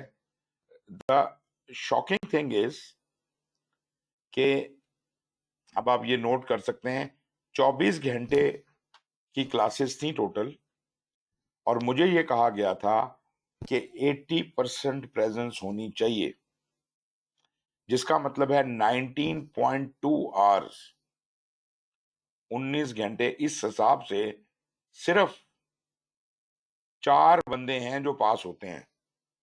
मेरी बात गौर से सुनिएगा, सिर्फ 4 बंदे हैं जो पास होते हैं। आजम साहब, मोहसिन रिजवी, फजल रहमान और इमरान खान। और ये चारों लोगों ने एग्जाम भी पास किया हुआ है। ये अभी मैंने स्कोर लिखा नहीं यहाँ पर, लेकिन जिन लोगों का स्कोर नहीं लिखा हुआ ये पास है। इनके या 90, 80, 85 या 90 नंबर हैं। मैंने 95 और 100 वाले डाल दिए थे, और जो लोग एग्जाम में फेल हैं उनका मैंने यहाँ पर 0 लगाया हुआ है। ओके, आप देखें अटेंडेंस के हिसाब से तो सिर्फ 4 लोग हैं जो पास हो रहे हैं। मैं कितना रिलैक्स करूं इसे? मैं अगर से 50% पे भी ले जाऊं 80 से गिरा के, तो 12 घंटे बनते हैं। उस हिसाब से यहां तक के लोग पास होते हैं, अमीरुद्दीन तक। बाकी लोग जिन्होंने एग्जाम दिए हुए हैं वो कहाँ जाएंगे? ये आप देख रहे हैं, ये वाले लोग जो एग्जाम में पास हैं। ऐसे भी लोग हैं जिन्होंने क्लास क्या अटेंड की है, इधर इनको देखिएगा, बल्कि मैं इधर शुरू से आता हूं। सरफराज हारून साहब 16 घंटे 25 मिनट क्लास अटेंड की है, एग्जाम ही नहीं दिया। शाहरोज असगर साहब 15 घंटे 29 मिनट क्लास अटेंड किया, एग्जाम ही नहीं दिया। इकरा बतूल 14 घंटे 15 घंटे इन्होंने क्लास अटेंड की है, एग्जाम ही नहीं दिया। भाई मैं आपको पास कर सकता हूं, एग्जाम तो देना था आपने। और ये अमीनुर रहमान 12 घंटे, अगर मैं 50% में पास करूं तो आप पास हो सकते हैं, एग्जाम तो दे दें। तो 1 2 3 4 लोग ऐसे हैं जो इनमें से पास हो सकते हैं। अब मैं आता हूं उनकी तरफ कि जिन लोगों के टाइम ही बहुत कम है, भले वो पास हुए हों, भले वो 100% लेके पास हुए हों। मिसाल के तौर पे मोहम्मद आदिल ने एक क्लास अटेंड नहीं की, मोहम्मद आदिल अली ने एक क्लास अटेंड नहीं की, 100% नंबर ले लिए, तो भाई आपको सर्टिफिकेट मिल गया ना, that is good, but you will not be declared pass in this exam. Same goes to Rajiv ओद, इनकी टोटल अटेंडेंस 24 में से 3 घंटे 27 मिनट है। जी जनाब, माइक बंद कीजिएगा अपना, माइक किसका खुला हुआ है? जी अख्तर अली साहब बोलिए। जी अख्तर अली साहब। Excuse me sir. जी जी बोलिए। सर काइंडली मुझे बताएंगे ये जो अटेंडेंस का टाइम आ रहा है ये कब तक का है? मतलब आज की क्लास तो इसमें यकीनन इंक्लूड नहीं होगी, परसों की क्लास भी इंक्लूडेड है इसमें? जी जी इंक्लूडेड है, सब कुछ इंक्लूडेड है। तो सर आज की क्लास इसमें इंक्लूडेड नहीं है यकीनन 3 घंटे की ना? सर जी या वो क्लास भी? जी वो भी प्लीज। इंक्लूड कर दें, वो भी इंक्लूड कर दें आप। मेरा मतलब है कहाँ जाएगा, कितना फर्क पड़ेगा, 3 घंटे ऐड कर दें ना आप, 14 वाला 17 पे चला तो जाए। सर नहीं, आई एम सॉरी, मैं सिर्फ अपनी बात कर रहा हूँ। मेरे साथ 16 घंटे 35 मिनट्स आ रहे हैं, दैट्स अराउंड 16.5 आवर है ना? सर तो आप वो बढ़ के 19.5 हो जाए ना, मैं तो 16 वाले को भी पास कर दूंगा, मैं तो 16 वाले को भी पास राइट कर राइट, दूंगा, वो तो मसला कोई नहीं है। ठीक है। आपका तो मसला नहीं है, लेकिन उन राइट लोगों सर, का ओके। मसला है जिन्हों की हाजिरी तो पास मैं कर दूं, लेकिन उन्होंने एग्जाम क्यों नहीं दिए हुए? 1 2 3 4 लोग मेरे सामने नजर आ रहे हैं, इन 4 लोगों ने एग्जाम नहीं दिया हुआ। वरी किनको करने की जरूरत है? जिनको मैंने रेड में मार्क किया है, ये लोग, रजा सरवर, बल्कि ये जो मैंने 8 घंटे तक को मैंने कहा मैं पास कर दूंगा, 6 घंटे 2 मिनट, 5 घंटे 53 मिनट, नंबर आप 55% ले रहे हैं, मुझे उससे क्या फायदा? उसके बाद ये देखिए जरा, मोहम्मद आदिल अली ने क्लास ही नहीं अटेंड की, एक दिन के लिए, 1 मिनट के लिए क्लास में नहीं आए और 100% नंबर ले रहे हैं। दानिश मुमताज, चले वो तो आए भी नहीं, एग्जाम भी नहीं दिया, कहानी खत्म। हसीब एहसन, इन्होंने जनाब मेरा ख्याल है कि बहुत ही, इनकी भी अटेंडेंस कोई नहीं है। कौन रह गया जी? जहीर अहमद 54 मिनट्स। सिदरा अकील, ये आज मुझे इन्होंने कहा कि जी मैं एग्जाम देना चाहती हूँ, मैंने इन्हें एग्जाम की इन्विटेशन भेज दी है, लेकिन जनाब टोटल 1 घंटे 28 मिनट की अटेंडेंस के साथ आप एग्जाम देना चाहती हैं, दें, सर्टिफिकेट आपको मिल जाएगा, मगर ये कोर्स पास नहीं होगा। तो एटलीस्ट ये वाले लोग जो हैं, जो रजा सरवर, मोहम्मद फुरकान खान, हुसनैन रजा, खुर्रम हैदर, मोहम्मद सादुद्दीन, यासिर अहमद, राजेव ओद, हैदर रजा, अरूसा जब्बार, सिदरा अकील, जहीर अहमद, हसीब खान, एहसन खान, अदील अली और दानिश मुमताज, भले आपने एग्जाम पास किया है, आप अटेंडेंस के ऊपर उड़ जाएंगे। ये लोग हो गए, और इसके अलावा ये लोग जिन्होंने एग्जाम नहीं दिया और अटेंडेंस ठीक है, सरफराज हारून, शहरोज असगर और इकरा और अमीनुर रहमान, 4 लोग ये इधर से, और बाकी ये वाले। आप लोग आगे खुद अंदाजा कर लीजिए, ये मैंने आज रिपोर्ट जमा करवा देनी है। जी सादुद्दीन बोलिए।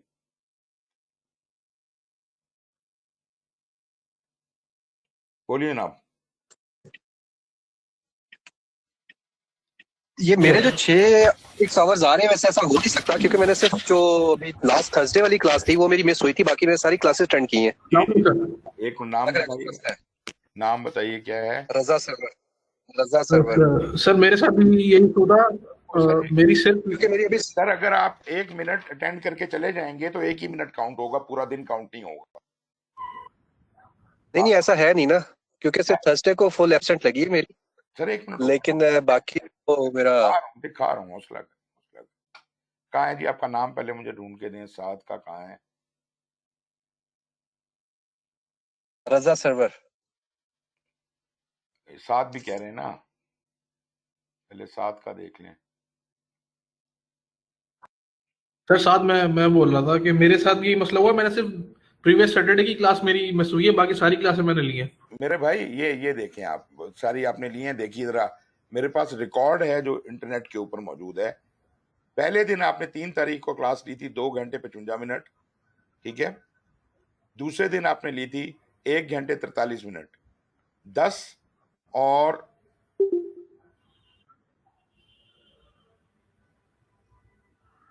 किधर गया?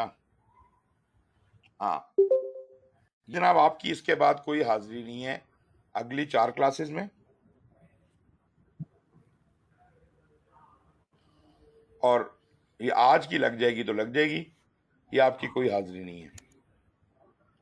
सर सिर्फ एक मेरी क्लास मिस हुई है, आप वेरीफाई कर सकते हैं, मेरे साथ फजल साहब भी होते हैं, मैं हम दोनों अपने लैपटॉप को एक साथ ही ऑलमोस्ट लगा के बैठते हैं। मैं सिर्फ 19 तारीख को मैं एक बिजी था, बाकी सारी क्लासें मेरी। अगर आप अपने नाम से लॉगिन नहीं हुए तो आप एब्सेंट हैं, इकट्ठे लगा के बैठते नहीं हैं। सर, अपने नाम से लॉगिन हुआ था। अपना अपना लॉगिन बना के बैठते हैं, अपने अपने कंप्यूटर पे बैठे होते हैं। जी जी देखें सर, मैं एक मिनट, अगर कोई शॉर्टिंग के अंदर गड़बड़ हुई हो तो पता चल जाएगा। ये 10 तारीख है, 10 तारीख में 7 का देखते हैं, हो सकता है शॉर्टिंग में कोई ऊपर नीचे हो गया हो। हाँ ठीक है, शॉर्टिंग में कोई मसला हुआ है आपके साथ। 7 हाँ नहीं 7 आपका मसला है, आप मुझे आपका मैं सेट कर देता हूँ। कोई लगता है कि शॉर्टिंग जब की है उसमें ये कुछ ऊपर नीचे हो गया, तो एक तो 7 का नाम हो गया। ठीक है सर, थैंक यू सर। दूसरा कौन बोल रहे थे जी? हाँ जी, दूसरा कौन बोल रहे थे कि गड़बड़ है?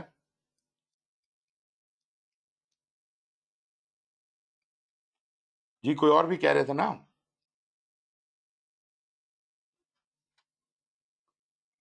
सात के अलावा किसने अभी नाम लिया था? सर रजा सर्वर साहब ने कहा था, रजा सर्वर। वो कहाँ गए? रजा सर्वर साहब का भी निकाल, रजा सर्वर का क्या निकला हुआ है? इनका तो अप्रोप्रिएट ही निकला हुआ है, क्या प्रॉब्लम है?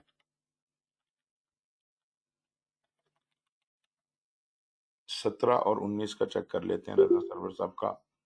रजा सर्वर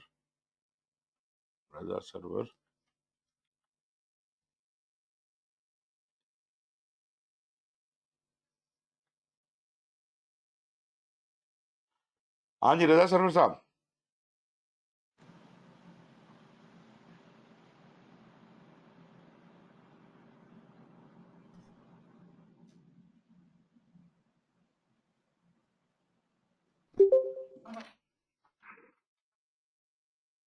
जी रजा साहब, आवाज आ रही है मेरी?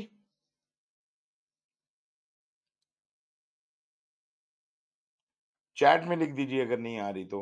मुझे आपकी आवाज आ रही है, मेरा पता नहीं माइक इशू कर रहा है। आ रही है मुझे आपकी आवाज। रजा साहब, आपके भी कैलकुलेशन में कोई गड़बड़ हुई है? मुझे लगता है कि जिस वक्त मैंने इनको सॉर्ट किया है ना, उसके हिसाब से जो आपका हिसाब किताब था रिजल्ट के हिसाब से, तो उसमें कहीं अटेंडेंस ऊपर नीचे हो गई है। तो जिन वो मुझे भी यही लगा, अच्छी खासी टेंशन हो गई थी क्योंकि मैंने सिर्फ एक क्लास अटेंड नहीं की, बाकी मेरी सारी अटेंड की है, मेरे पास सारा तो ये 6 आवर्स हो ही नहीं सकता था किसी सूरत में। Actual day by day. चले ठीक है नो इशू। मैं इसे क्रॉस चेक करके ठीक कर दूंगा। आप चेक कर लीजिए। जी जी बिल्कुल। चले, थैंक यू। मोस्ट वेलकम जी। और किसी को मसला तो नहीं है? नहीं, जो लोग ठीक है उनका तो हिसाब किताब ठीक है, उनको तो कोई मसला नहीं है। ये सिर्फ 1-2 लोगों के साथ प्रॉब्लम हुआ है, इन दोनों का मैं ठीक कर दूंगा। लेकिन एक बात ये आप लोग समझ लीजिए, हाँ जिनको मैंने बताया है कि आप लोग फेल हैं, वो उनमें से किसी को कोई इतराज है तो वो मुझे बताए, ताकि वो मसला यहीं खड़े खड़े दूर किया जाए। मैं एक दफा फिर बताता हूँ, अमीरुर रहमान साहब ने जो एग्जाम ही नहीं दिया, उसको तो हम कुछ भी नहीं कर सकते ना। हम आ जाते हैं इसके ऊपर। यहाँ पे किसका था जी? रजा सरवर साहब का हिसाब किताब ठीक हो जाएगा। और कौन था? साथ साहब तो वैसे ही ठीक थे। ये जो अटेंडेंस में कम वाले हैं ना, ये बराए मेहरबानी जरा मुझे बताइए कि कहीं गलती है तो मुझे बताएं, मैं करेक्ट कर लूंगा। जी जनाब, जी बोले यासर अहमद साहब। यासर अहमद,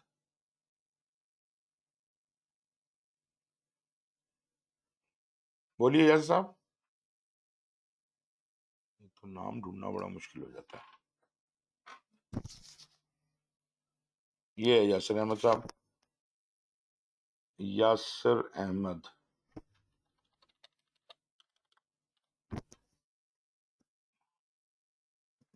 मेरे रिकॉर्ड में पहले दो दिन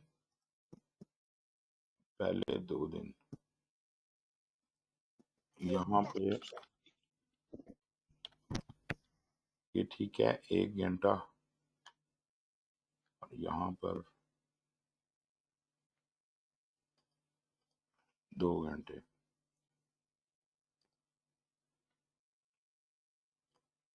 और 10 तारीख को। यासर साहब बोलिए ना।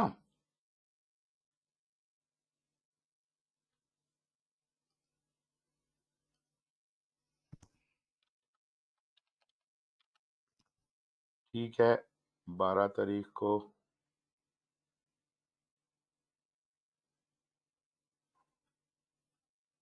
ठीक है।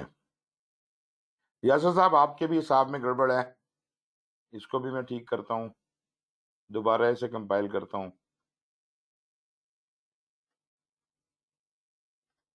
ये इस दिन आप प्रेजेंट नहीं है, 17 को आप प्रेजेंट नहीं है, 19 को आप प्रेजेंट नहीं है, 24। आपको आवाज आ रही है मेरी? जी जी यासर साहब, शहबाज है सुहेल साहब, मेरी अटेंडेंस प्लीज दिखाइएगा मुझे। 1 मिनट में आपके दिखाता हूँ। यासर साहब जरा पहले आप नोट कर लीजिए, 17 एक्चुअल आपका करेक्ट हो जाएगा, 17 और 19 की अटेंडेंस जो है आपकी वो नहीं है मेरे पास, I mean you are absent. 24 को आप 1 घंटे के लिए हैं, और बाकी 4 दिनों की है, उसकी फिक्र ना करें। 3, 5, 8, 10, 12, और आपके टाइम ज्यादा हो जाएगा यासर साहब, मेरा ख्याल है कि ऊपर आ जाएगा थोड़ा बहुत। और हाँ जी, शहबाज साहब की तरफ आता हूँ। शहबाज सुहेल साहब, अहमद फारूक मेरा भी चेक कर दीजिएगा प्लीज। शहबाज साहब, ये शॉर्टिंग के बाद कुछ गड़बड़ है, तो मुझे नजर तो 3 घंटे आ रहा है, लेकिन मैं अभी आपके साथ चेक कर देता हूँ। शहबाज, ओके, पहले दिन है, दूसरे दिन है आप, तीसरे दिन भी हैं आप, चौथे दिन भी हैं,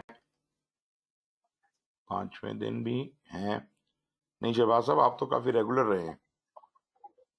नहीं, आपकी एक जो शीट आपने मास्टर शीट खोली थी ना, उसमें मेरी अटेंडेंस शो नहीं हो रही थी, मैं इसलिए कंफर्म कर रहा और हूँ। उसमें गलत है ना, टोटल वाली आई गेस। उसमें गड़बड़ हो गई ना, उस वाली में जी जी, गड़बड़ है। बाकी तो मेरे पास अटेंडेंस मौजूद है ठीक है, सारी, मैं इसके मुताबिक वहां दुरुस्त कर दूंगा।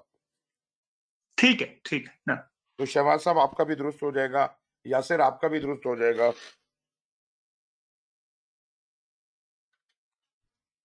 तो जो भी कोई करंट शक्ल बनेगी वो मैं आप लोगों को बता दूंगा।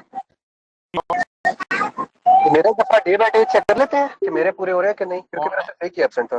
कौन है? रजा सर्वर। रजा सर्वर, जी रजा सर्वर मैंने बताया नहीं आपको, अभी मैं आपको दिखाता हूँ। रजा सर्वर, ये है जी, पहले दिन, ओके, कहाँ गए,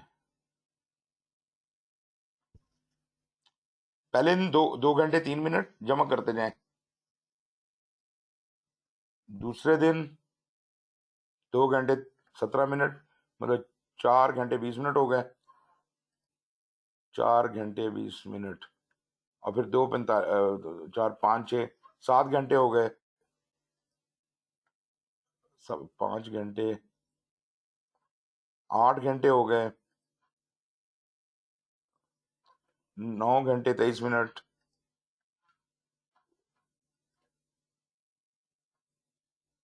11 घंटे और 35 मिनट हो गए, 11 घंटे 35 मिनट, और बस फिर पिछली क्लास में आप नहीं थे। 11 घंटे 35 मिनट, तो ठीक है, आपका हो जाएगा पास। ये मैं एक दफा दोबारा करेक्ट करूंगा और ये जो गलतियां हुई हैं ठीक हो जाएंगी और इंशाल्लाह it will be all right. खैर एनीवेज, जो मैसेज मैं आप लोगों को देना चाहता था वो आपको मिल गया। इसमें जो गलती है वो अपनी जगह पर, उसको तो हम दुरुस्त कर ही लेंगे, लेकिन अपेरेंटली ज्यादा बड़ा इशू ये है कि जिन लोगों ने एग्जाम पास किया हुआ है वो एक्सपेक्ट कर रहे होंगे कि वो पास हैं।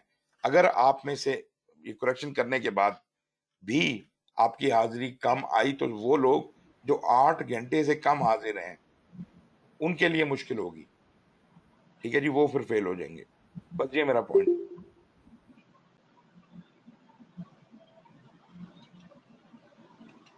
जी जनाब, जाकिर साहब। सर मेरी अटेंडेंस का बज़ाहिर कोई मसला नहीं है, लेकिन अगर आप काइंडली 1 मिनट के अंदर काइंडली उसका थोड़ा सा वो देख लें ब्रेकअप, क्योंकि मैंने सिर्फ एक क्लास मिस की है लेकिन मेरे कुछ घंटे मिसिंग आ रहे हैं। 16.5 आवर जो है ये थोड़ी कम लग रही है मुझे, अगर आप प्लीज उसको देख सकें। 16 ठीक ऑल्दो मेरा कोई मसला नहीं है, वो लेकिन मसला नहीं है तो वैसे कोई इतनी जरूरत नहीं है। आपका क्या ईमेल एड्रेस कहाँ से शुरू होता है? ये जाकिर, ये देखें जी, zakir.ahmad 236 जमा करें, 250, 4 5 26 हो गए, 5 6 7 8 ही लगा लें, 8 हो गए। इधर अब एब्सेंट है 12 को।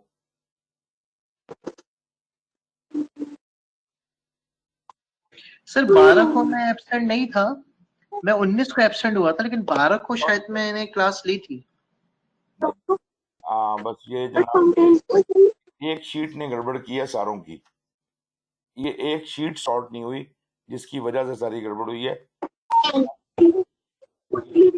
12 को आपकी क्लास नहीं, ये लिखा हुआ है मोहम्मद जाकिर, आप नहीं प्रेजेंट।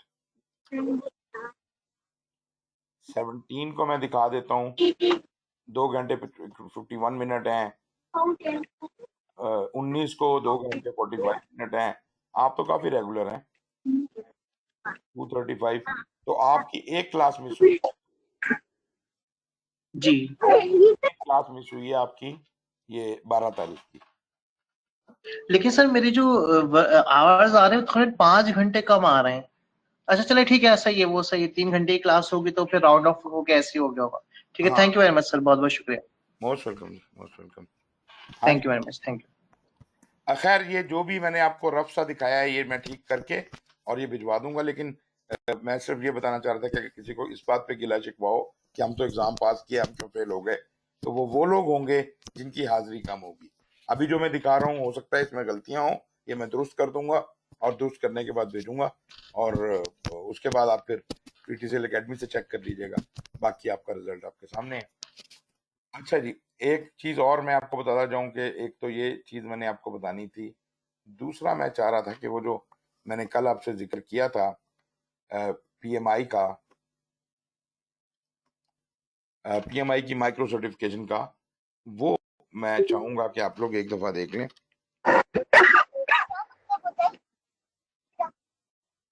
माइक अपना बंद कर लीजिएगा जी।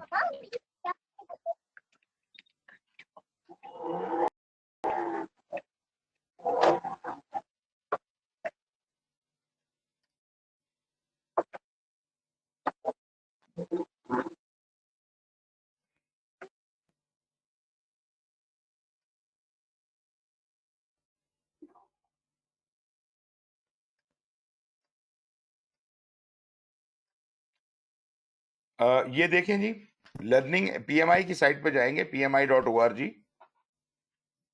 लर्निंग एंड इवेंट्स में नीचे आखिर में न्यू प्रोडक्ट लॉन्चेस,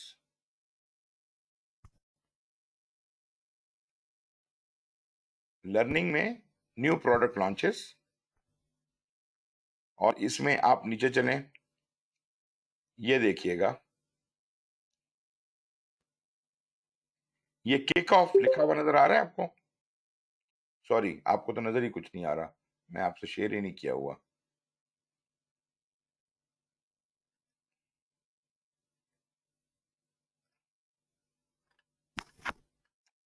मैं एक दो बार बता दूं आपको। PMI.org/new -product -launches, इसमें पेज पे सबसे नीचे किक ऑफ पे मैंने क्लिक किया, ये आ गया जी किक ऑफ।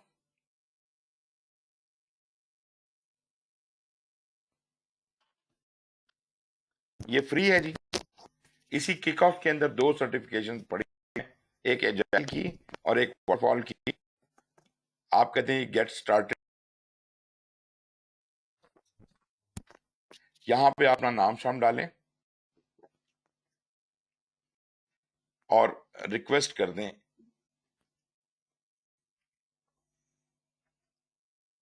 एक मिनट जी,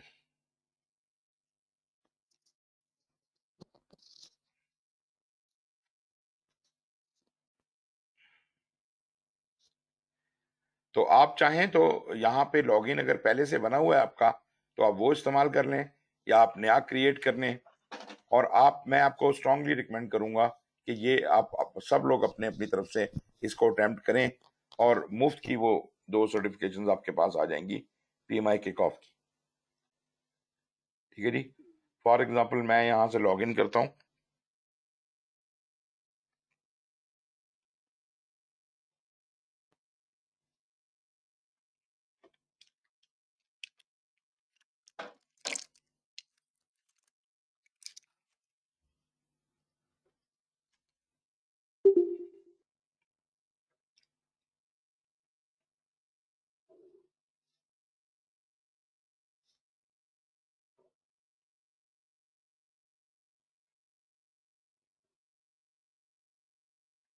अच्छा खैर, मैंने तो चूंकि ये कंप्लीट किया हुआ है तो वो कह रहा है जी यू डिड इट, लेकिन ये है कि I can go back and, मिसाल के तौर पे मैं इसको शुरू से चलाता हूँ इंट्रोडक्शन से। आई डोंट नो आपको नजर सही तरह से आ रहा हो कि नहीं आ रहा होगा, लेकिन आप ये मोबाइल से भी एक्सेस कर सकते हैं। ये जनाब इसका लेसन है, ये इसने आप स्टार्ट करने लगे हैं।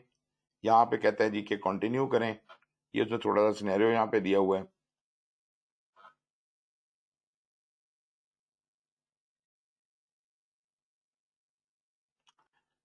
Congratulations, what is the project anyways, and how do we know if we are working on one? A project is a temporary endeavor undertaken to create a unique product, service, or result. All projects must have a beginning and an end. Examples of the project include the polio vaccine, pyramids of Giza, and the creation of solar wind analyzing software. If what you are working on doesn't fit in this description, then it is not a project, it is operations. This playback outline a quick and easy process to help you deliver projects successfully. It is intended to bring an experiential mindset or project delivery and eliminate costly rework. If you are not a project manager but are expected to deliver project based work, this is for you. यहाँ जब आप continue करते हैं, whether project should be chosen and prioritized based on their impact to business outcome. It's difficult to prioritize projects if your team's strategy to achieve desired business outcome is unclear. खैर, ये सब कुछ ये देखें, पूरा एक ब्रीफ सा lesson है सारा के जी प्रोजेक्ट के लिए क्या क्या चीजें चाहिए होती हैं। कस्टमर वैल्यू होनी चाहिए, बिजनेस वैल्यू होनी चाहिए, फाइनेंशियल वैल्यू होनी चाहिए, उसको मेजरेबल होना चाहिए। ये इसका पूरा लेसन प्लान चल रहा है। फिर वो आपसे क्वेश्चन पूछता है, does my idea or the thing I am being asked to align with the company's business goals? Who is my sponsor?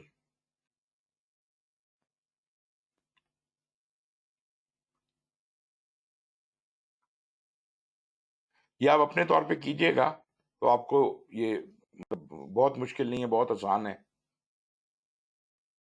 एक मुफ्त में एक सर्टिफिकेशन आपको मिल जाएगी। Create a project charter, you need input. यहाँ से आप इसकी टेम्पलेट भी डाउनलोड कर सकते हैं।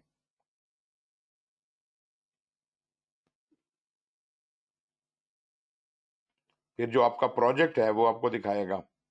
ये आपका प्रोजेक्ट है। You recently joined a product development team that has been tasked with creating an automated garden box that uses live weather data to keep the plants inside it happy. Your team nicknamed the product the GrowBot. GrowBot will monitor and correct temperature, water, and sun levels in the garden box, and the user can control it with their phone. And by the way, you will be managing this project. आगे चलते हैं जी। Okay, अब यहाँ पे वो सवाल पूछ रहा है आपसे। Let's start with the project objectives. Project objectives are goals, plain and simple. Drag and drop the best option, the empty field. आपने ये सवाल का जवाब देना है। यहाँ पे बिजनेस नीड या प्रोजेक्ट ऑब्जेक्टिव्स में इन दोनों में से कौन सी स्टेटमेंट सूटेबल है? पहली है create an automated garden box you can control from your phone that uses live weather data to create ideal conditions for plants. दूसरा है create a product that you can monitor and control from your phone called the GrowBot. आप इन दोनों में से कौन सा choose करेंगे जी?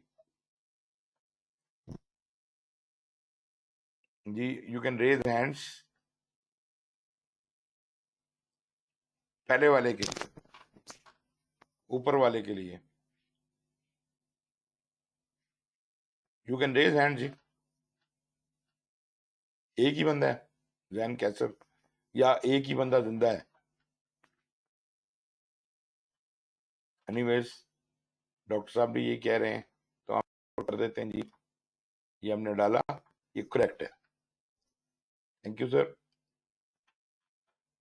फिर हम इसमें कंटिन्यू किया, फिर वो लेसन आपका आगे चलेगा। वो कहते जी अगला क्वेश्चन, ये अभी जितना आपको पढ़ाया है चार्टर मार्टर के बारे में, अब ये उसके बारे में। वो कहते हैं create a project charter. Let's talk requirement. Select the most appropriate project requirement for this project. What are some of the major items that will enable us to meet our goal. इसके अंदर क्या क्या होना चाहिए? Auto water mechanism, auto shade mechanism, auto temperature mechanism, a smaller indoor option, training support program. क्या है जी इसमें? Auto batter चाहिए हमें, इसमें हमें ऑटो शेड भी चाहिए, ऑटो टेम्परेचर भी चाहिए, स्मॉल इंडोर ऑप्शन। ये तो कोई किसी ने नहीं कहा था हमें, मेरे ख्याल में ये तीन चीजें होंगी। उसने कहा जी ये तीन ही चीजें हमने कही थी आपको, तो यू हैव नेल्ड इट। तो ये इस तरह से मेरा ख्याल है 10 से 15 मिनट के अंदर आप ये पूरा लेसन करेंगे। साथ साथ ये आपको क्वेश्चन पूछता जाएगा और आखिर में वो आपको अवार्ड कर देगा आपका जो सर्टिफिकेशन बैज है। मैं देखता हूं कि वो कहां से निकलेगा।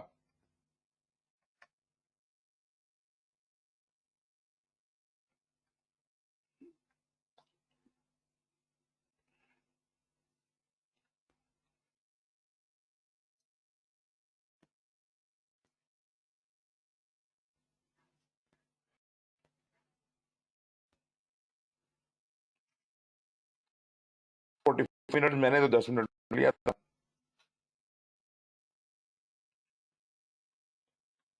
लेकिन इसके जो दूसरे इसमें ये दो हैं, एक है फॉर्मल प्रोजेक्ट मैनेजमेंट का जो कि किक ऑफ वाटरफॉल कहलाता है, और दूसरा है एजाइल का।